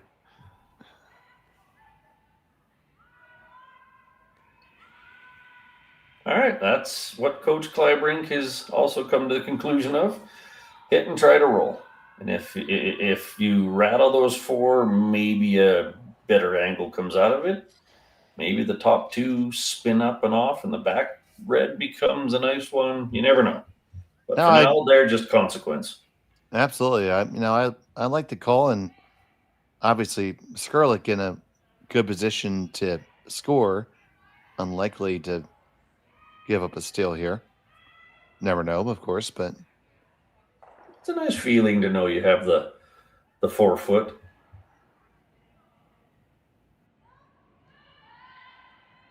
So Skrlik with her first. Gonna get it, rattle it around, and after all the dust settles, it's Sturmay line 2. So those foursome played out almost like they wanted, but she just hit it too thin, frankly. She needed to stay in the 8 foot somewhere. Don't know if Connor has a quarter or loony left to throw in the replay computer. You get a slot machine overlay. Bling, bling, bling, bling. Anyway, so you see decent weight on it. Certainly had enough weight. They worked it, but a quarter rock is too thin. You needed to be at least a thick 3/4 to keep your rock somewhere in that 8 foot.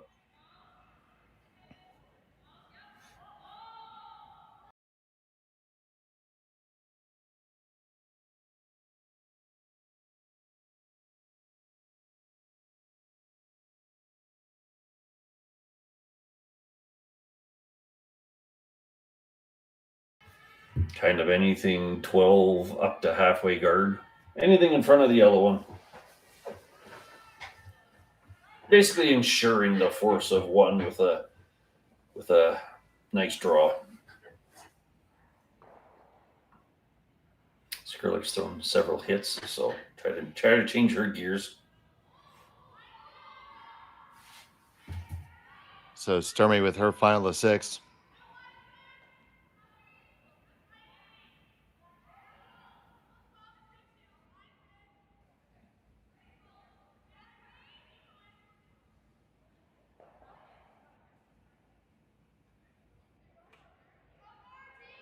Mission accomplished. That is true. No good way to milk a 2 out of that, so forcing her to draw the Remax.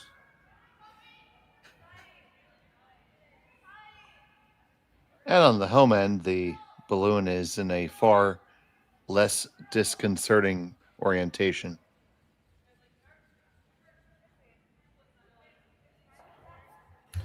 All right, let's throw a stopwatch on this. Let's see if we can't see what this ice is running right now. Oh, we're getting fancy now. Final son of the 6. Facing 2. Needs to draw the balloon.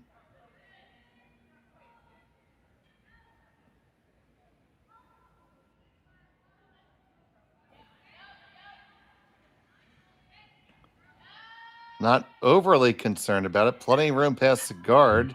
It's all about the weight. Oh, this needs to curl or find breaks or grab a piece. It did. What am I talking about? Perfect stone. A score of 1 for Skrlik. She trails by 1. Sturmay with a hammer in 7 when we come back.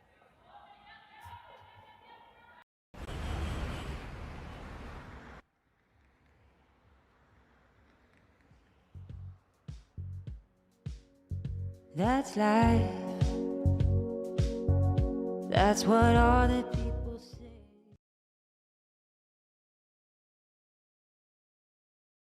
Hey guys, what can I get started for you today? Bananas away, regular?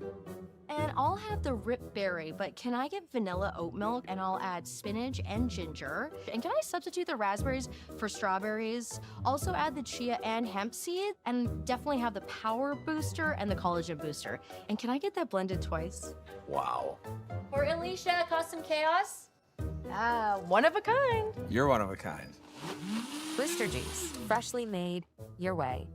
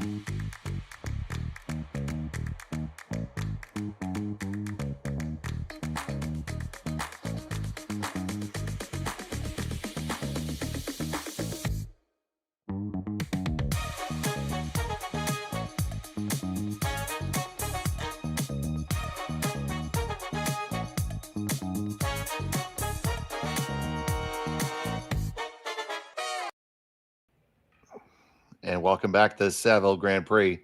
It was a single for Skrlik there in the 6th. Sturmay with the 1-stone lead with Hammer and Gord. Fantastic matchup between these squads thus far. Each end has been as exciting as you could hope for. The outcomes are tilted in Sturmay's favor, but they've been great ends to play. We have a final over on sheet 5. Serena Greyweathers took a big 4 and 6 to close the game out on Amanda Slaczynski, an 8-3 win over there. Well, it means at least that's the last time you'll have to fight through saying Slaczynski. I play against her husband yearly, at least once, if not numerous times, but yet it's still a mouthful to say. Well, with my family being of Polish descent, I have a little easier time on that one. So, in principle, we want the double guards, the short and long. They're not going to put them side by side this time. That didn't work out so well. So now we're going to go with a long, narrow pair. Bring that tick rule into play. Sean Joyce's favorite rule.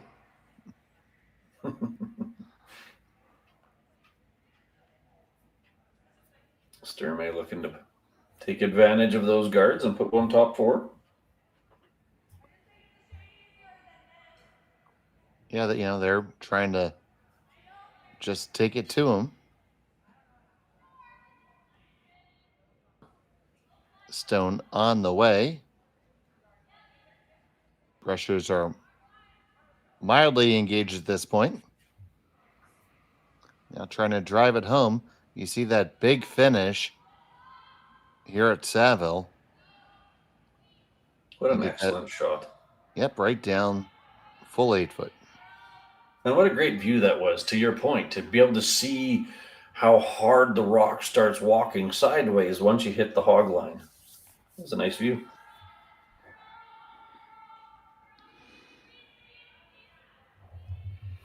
All right, well, you can actually look at it as 3 guards, considering, as we just said, how much the rocks curl. So looking to put this one just underneath the yellow one.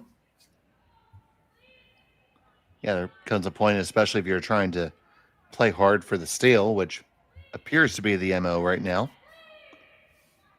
Any guard's a good guard, really.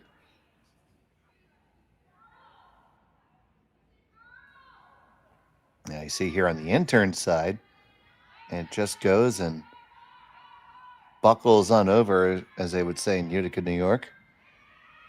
Another marvelous shot.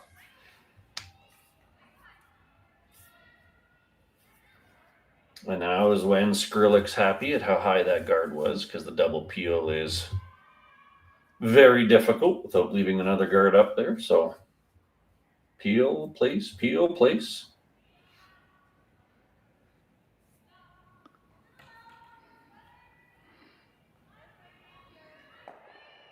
And the next few shots will be brought to you by your favorite hair care products.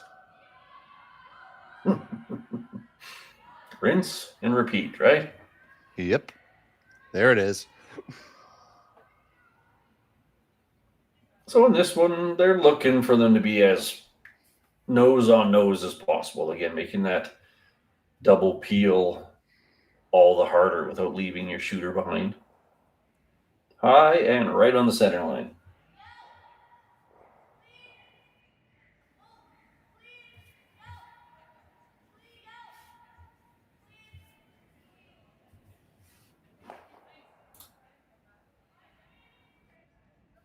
Ashton's turn to play the guard game.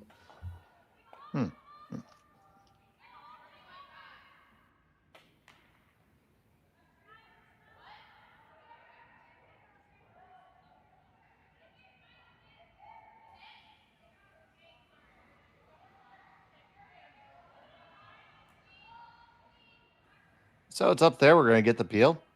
Just a hair tighter. And this is where we were saying they're not quite nose on nose, so they can play the peel and just try to clip that red one on the way by.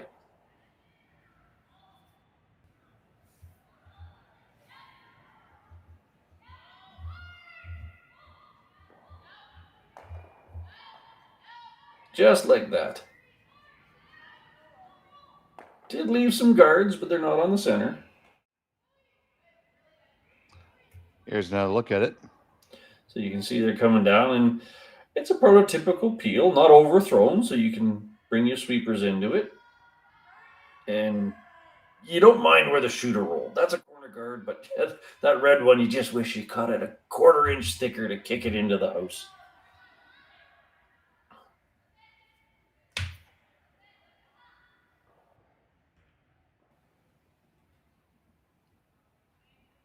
Now, another guard.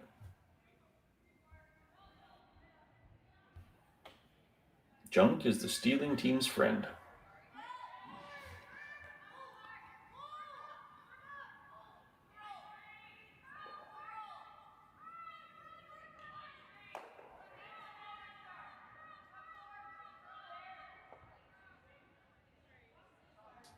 Probably would have liked that to curl up just another hair.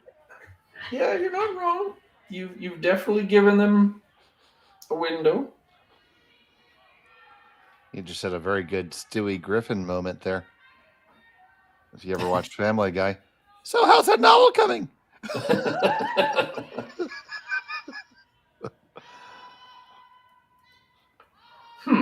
Yeah. Skrlik's kind of grimacing in the back of her mind. This is a very makeable shot to have 3 yellows in the house. There is guards, though.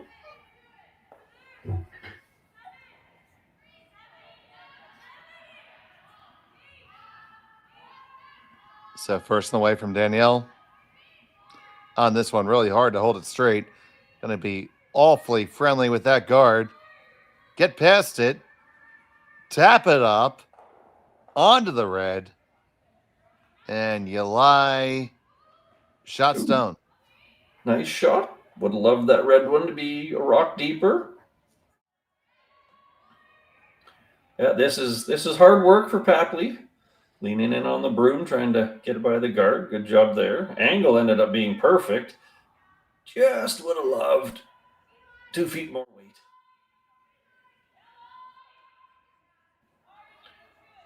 Skrlik likely doing the nose double here. Nose double, you'll sit first and third.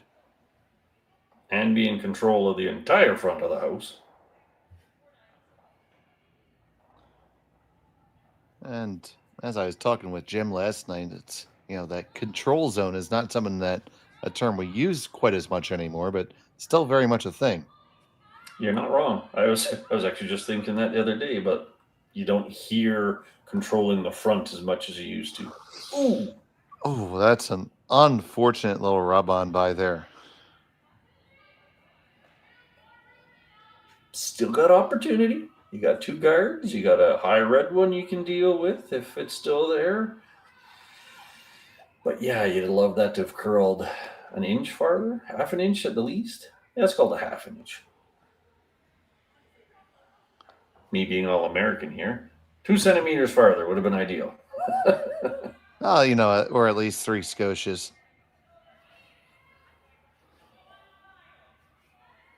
So it's worth talking about this here. So, in the nature of control zone, leaving that red one is not ideal. But as the soaring goes, why hit and roll to a spot you can draw to?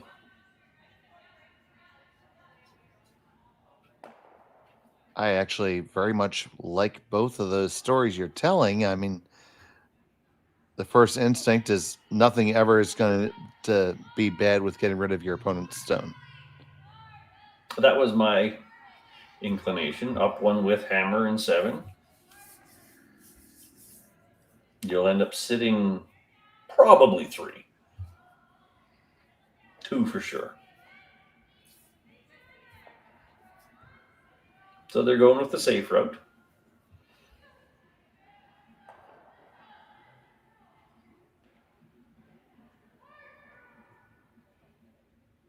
They were also talking about how a long roll is not a bad thing. Agree and disagree. You're going to be very safe under that collection of guards.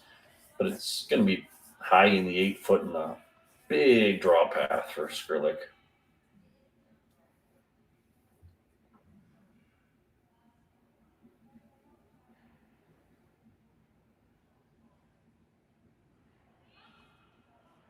All right, so Danielle with the nice calm out turn. Desiree on with the sweep. Yep, it's on the way. We're going to make contact. Ooh. Hit your own on the way by. Push it behind the tee line. Now it's a catcher. They're kind of trading oopses here this end. Missing by very little and getting unfortunate outcomes.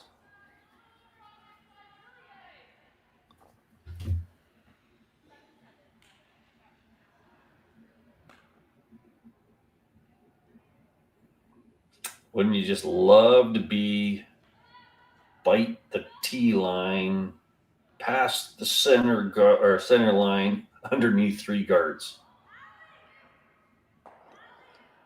I like that. And I like a lot of things. I mean, I like bagels. That'd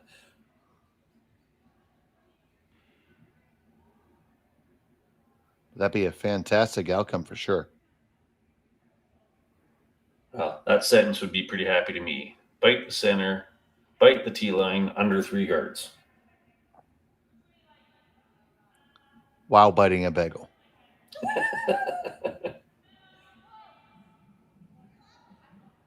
Might be hard to sweep while biting on a bagel. Especially if it's like an everything one. I mean, you'd end up with picks on the ice. It'd be a whole mess. So The old Skrlik. days of smoking and sweeping? Oh, yeah, that's a whole different story. Just skinny past the guard. You're going to end up line shot in the back. That strikes me as trying to make the most out of a mistake. I think they were trying to clip that yellow one because they were wide of the broom, thinking they could just, have a little kiss off.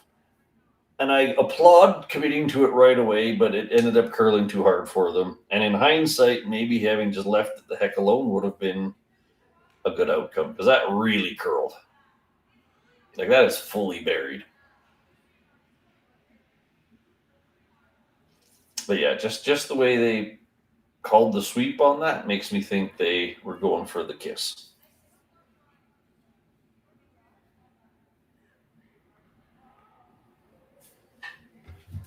So Sturmay with her first at 2.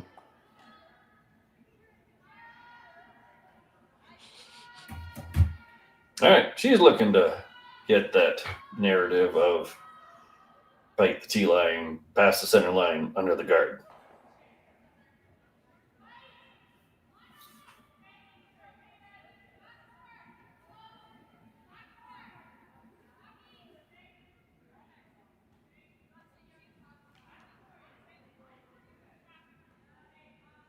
Lots of room again.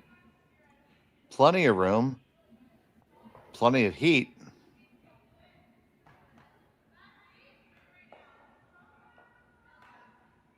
Well, that was the safe outcome. For sure, but you have Skrlik has an opportunity here to make it tough on her opponent. Correct. Put it right on the very edge of the upside down Remix balloon.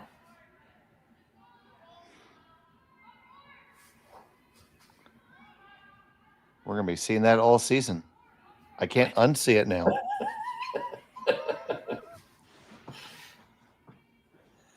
I know we have probably at least 6 events here this year. Great facility, the Saville Community Sports Center. But anyway, Skrlik looking to apply the pressure here with her last of the 7th. She thinks it's a little bit of a spicy meatball there. Jerry Lynn's sweeping for the curl, though.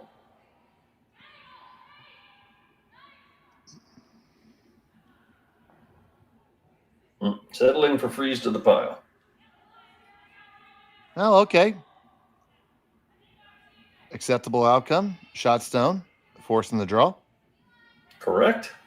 Giving 1. Go down 2 into 8. It's doable.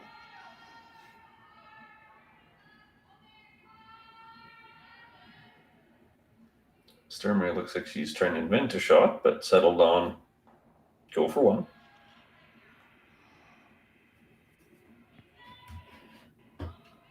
I mean, if I had to invent something to win a Bonspiel, I'd probably angle that one in off the 12-foot. Does kind of make you wonder if you could get that red to go pop right through that gap, and you'd at least get 2. I mean, it's possible it could even go for 3, but 0 reason to throw this. And a 2% make chance. 2%, that's a lot. So, final stone of the 7th end. Facing 1, just needs to draw the balloon.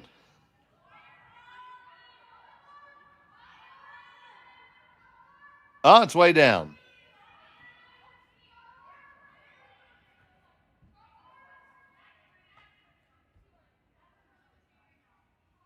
Looking pretty good. And right on down, you get that single, no problem. Sturmay with 2-stone lead. Skrlik has a hammer in 8 when we return from Saville right to this. Imagine being able to stream every curling game from every sheet from any event, be it your Wednesday league game, Bonspiel, or corporate event. Curling Stadium offers an all-inclusive streaming solution featuring high-quality cameras, ease of use, great reliability, and minimal installation. Offering your sponsors customizable ad space on your streamed curling games and being able to sell video packages to your corporate events for increased revenue. With Curling Stadium, you can stream to any device, be it your mobile phone, tablet, or computer. Push the feed to your desired platform, be it Facebook, YouTube, or any other social media. Curling Stadium is simply the way forward. Where it's commonplace in other sports to televise every game, we want to do the same. Curling is a global sport, and it's time it gets the coverage it needs. Make your curling club the next Curling Stadium. The rock faces around Lake Tahoe are legendary. But this fall, new ones will emerge in the Tahoe Basin. Homan, Mowat, Gushu, and more. November 4th through 9th, the Grand Slam of Curling's first ever event in the U.S. is coming to Lake Tahoe, where the greatest rock stars on earth unite for 6 days of incredible curling, celebrity appearances, and après curl parties you won't want to miss. Get your tickets at thegrandslamofcurling.com. Let's rock! And welcome back here from the Saville Community Sports Center. It's Dave, Gordon, and Connor here with you. And talking our break, our young friend Connor really liked the slash there, Gordon. The outcome is better. You get 2, maybe 3. Let's say 2. You're up 7-4. Downside, you miss it. You give up 1. You're tied coming home with hammer. If you stick it, you still get 1. You're 6-4. The outcomes are all fine. It, to me, was just a harder read at this point in the season. But as a coach, I wouldn't have said don't throw it. Take the one you're comfortable with. So now you're Skrlik. You have to get the deuce. So guards are in order, and here comes one.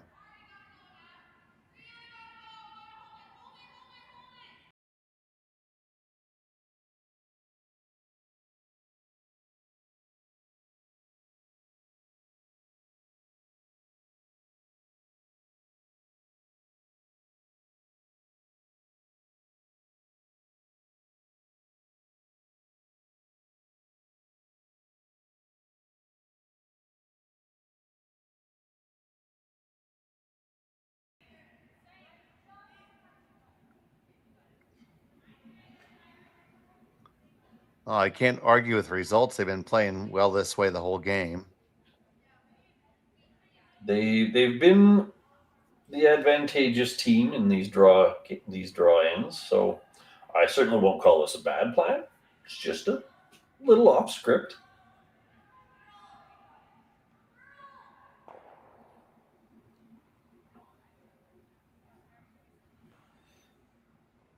Going with the opposite side double guards. So what's your feeling on that as opposed to the stack?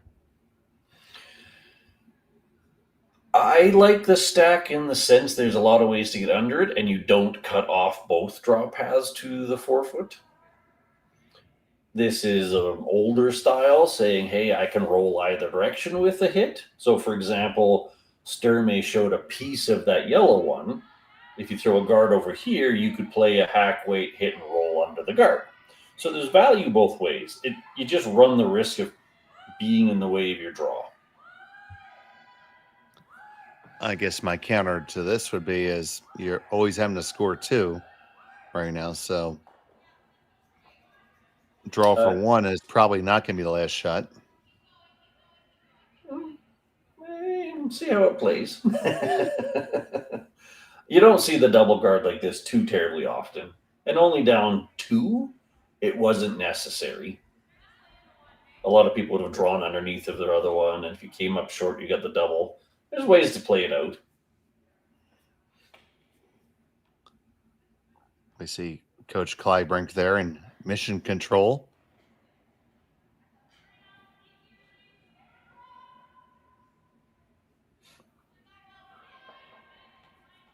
Sturmay just looking to own the center line.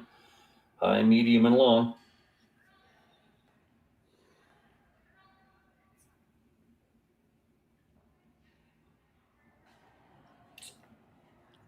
This one skating a little further back than you would have liked it. Well, they actually called for it in that kind of deep, long area, thinking get the play into the forefoot and just dance to someone getting 1. I don't think it went as deep as they intended. They literally tapped back 8. Kind of gets that mixed doubles mantra. I go back, you freeze on it, I freeze on you, you freeze on me. Hard to score anything more than a 2. Yeah, so it's going to be one of these close to the vest end. Most likely those corner guards are going to be yearning for a friend and never receive it. Yeah, it's all angles at that point, looking for some way to do a hit and roll to get under the corner. That's about where they're at. Sort of a big miss and them getting a free draw out there, but not expecting that.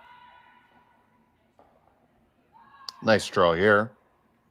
So yeah, if this goes just across nose, that's really nice, because now if you play a hit on that middle yellow, your shooter rolls under the corner guard, and that red at the back just gets plowed into the other yellow. So that's where that's the picture they're drawing.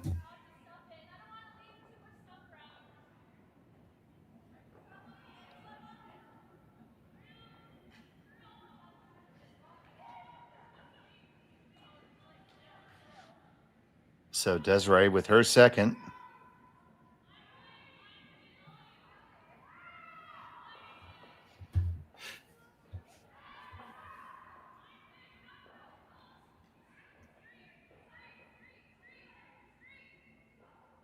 Stacking them all in there.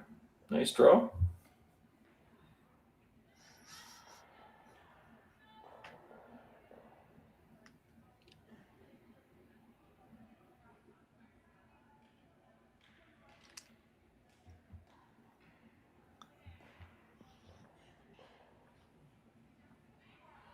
So throwing some weight here.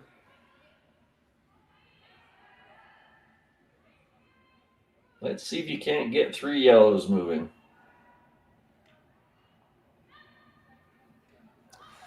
Pick this one up right out of her hand.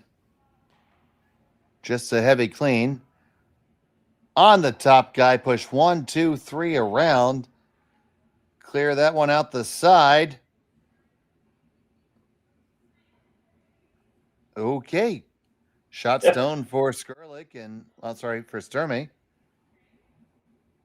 That's the outcome they were after. Get a bunch of yellows moving and out of the forefoot, so mission accomplished there. Still have work to do to get there too. Sturmay with an open option of how to force one or get that red one. Or she could play a short little babang on her own and roll the rocks around. Can freeze to something. Can draw top 4. Plenty of choices here. Playing the quieter shot.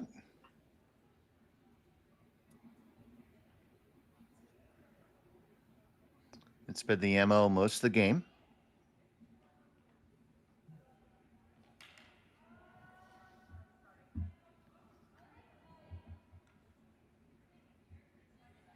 I certainly would have erred on that short yellow-red. If the red's not in there, they don't get a chance to score more than 1 or 2. But Selena's liked owning the 4-foot.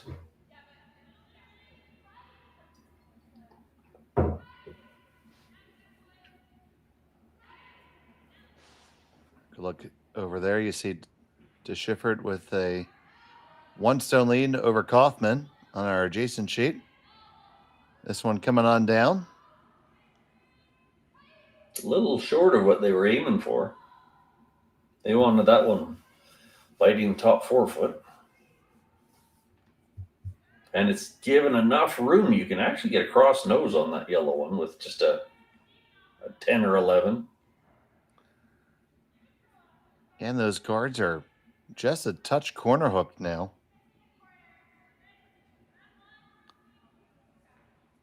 Going billiards on you. It was far enough over that it won't be in the way of this draw path, but you can kind of get the statement. Had that guard been a half a rock tighter to the middle, this draw might not have been there. So anyways, looking to push that yellow one through.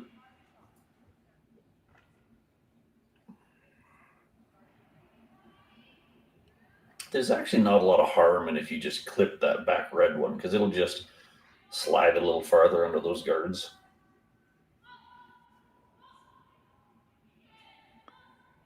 Just don't set up a double. So watching this one, and right here is where the break comes. Now trying to walk it over even more. They're going to get that little push and tug. Good shot. Good shot. Definitely puts them more in the control area, being in front of the tee line. Either one of those long corners are runnable at some point.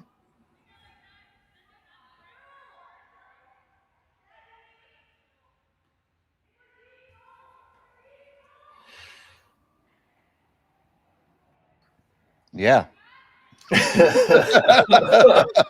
I can understand the call of a guard, but I have a hard time saying I would do that.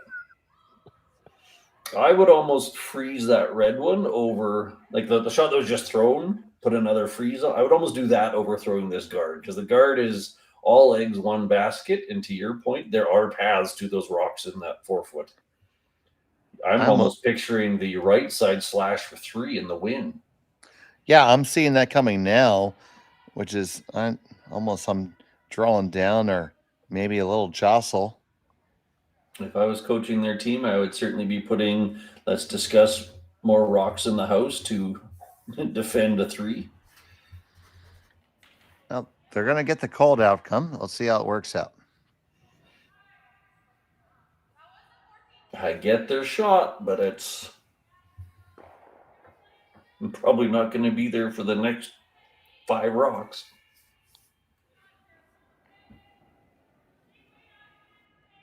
Well, the red in the center never gets there, and I really like this call. I think they reference basically just through the house weight. Kind of the same thing they did. Push themselves up to being shot, frozen on that yellow one. You're sitting 1, 3, 4. You've got 2 guards you can run at it with your last one to try to win the game.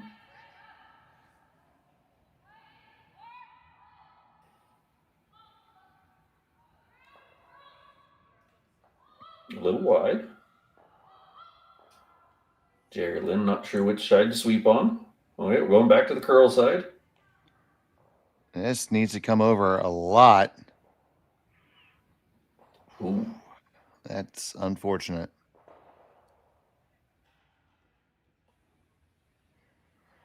Okay, so you just got a gift on your doorstep, I still don't see a good way that you're not in trouble. Well, she keeps calling that out-turn draw to the can. I don't know if it'll curl that far, but what I do like is it takes that weird angle run back for 3 out of play. Even if you just end up top 8, as long as it's in the way of that one, you're still at worst a tie game. So you're thinking out turn draw to the button, or Yeah, right through the pot or right through the port into the can. Because to me, that long angle is the most dangerous shot that could cost you the game. The play on this in-turn side, I still don't see how Skrlik gets more than 2. Because that back red one leaves no matter what. So yeah, I'm inclined to impede that out-turn side.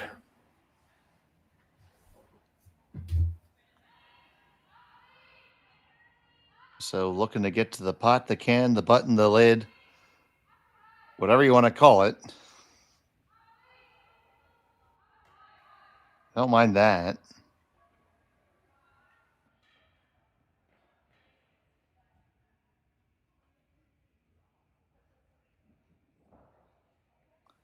If anybody out there in the interwebs has a better idea, love to hear it. You can corner freeze that red one, but then it's running the risk of making the run back easier. So I actually kind of like Sturmay's first call still. You could also just technically get rid of one of those dangerous corner guards.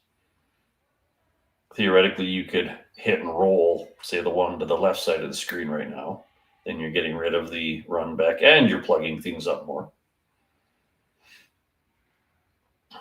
So which one of those corners do you think is more dangerous, Gord? The in-turn side is an easier run back, but it's only for 2 because at best you're going to run the red into the yellow-red pair and they both leave you to get you 2 for the tie. The one on the out-turn side is a fairly natural straight into that yellow one to get 3. So the risk to me is anything on the out-turn side. So where Danielle's broom right now is kind of my preference.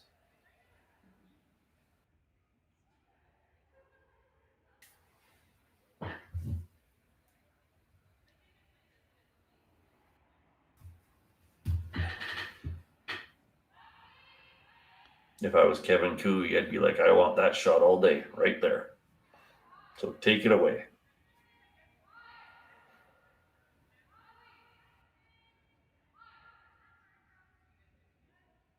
Not sure what that one's taking away.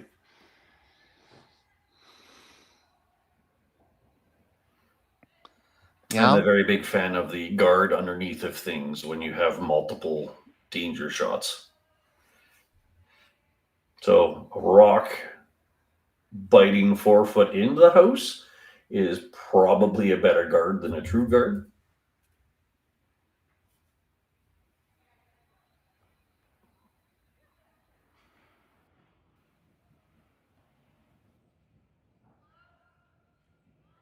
I'm assuming they're trying to take away the double peel. Though I am not sure I would throw that if I was Skrlik. So in that scenario, I tend to ask myself, if I was the opponent, what would I want to throw and take that away?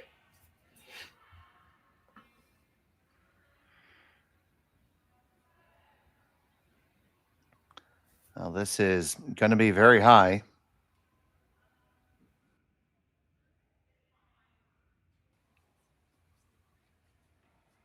Didn't change a whole bunch, really. Almost the exact words I was going to use. That didn't change the end. Skrlik still has the same choices. A slash off either guard, the same tap she just threw. I don't think she was ever going to try to clear the center. So if you draw tap right to the one in the 4 foot right now, is there any world where they can't prevent you from having a shot for the game? No. No, I think she's going to play the same shot she tried. Push hers up one rock, ideally onto the yellow one. And there is nothing Sturmay is going to be able to do to not leave her a shot. Maybe a hard shot, but she's definitely going to have a shot.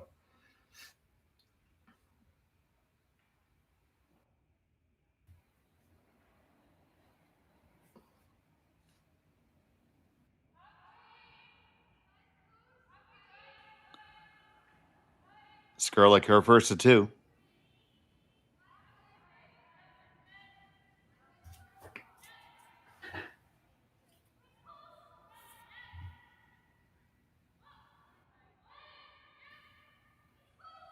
Must be better weight, sweeping it quite regularly.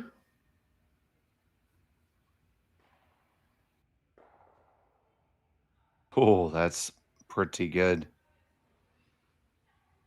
That's a very nice shot. Shooter is marginally in the way. So here you go, working it both straight and then curl once you're past the guard, because the more curl, the merrier. Beautiful team shot there. Still very much anybody's game. Now that Kevin Cooey long angle on the outturn side is even scarier for Sturmay. But they also have the short run back on that one. I'm sure Jamie could throw it too. Don't say it's just Kevin. So I've lost enough games to Kevin on that shot that I just by default called it out on his. We all grew up in the same area, so Kevin always had to slam the door in your face / for 4. But yes, I appreciate that the shooter Skrlik just put there is another playable shot. But you only have a little bit of that yellow for her to push it into and so on and so forth. So I do think this outturn longer rock is the danger. That's definitely the game. That's a shot for 4 now.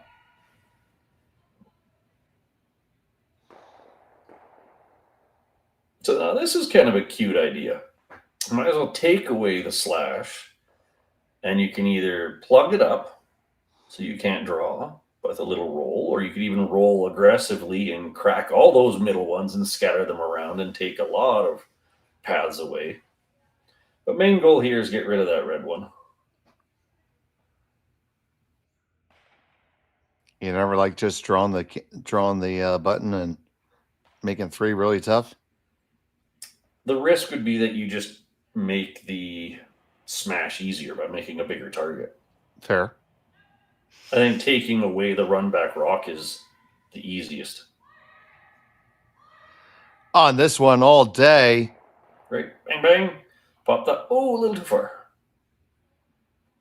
Actually, that's not a terrible outcome. That was what I saw, was exactly that. Pop that yellow one in the way of that other run back. You've taken the other run back away. I don't know if they can get to that red in the middle. Ashton's kind of in the way of the camera, but maybe. You might or have you to got the go, double raise. Do you have to go yellow? Yeah, right. Red, yellow now? Yep. You put a third of a rock into the red, straight back. You just got to touch the red one and you're getting 2 or 3.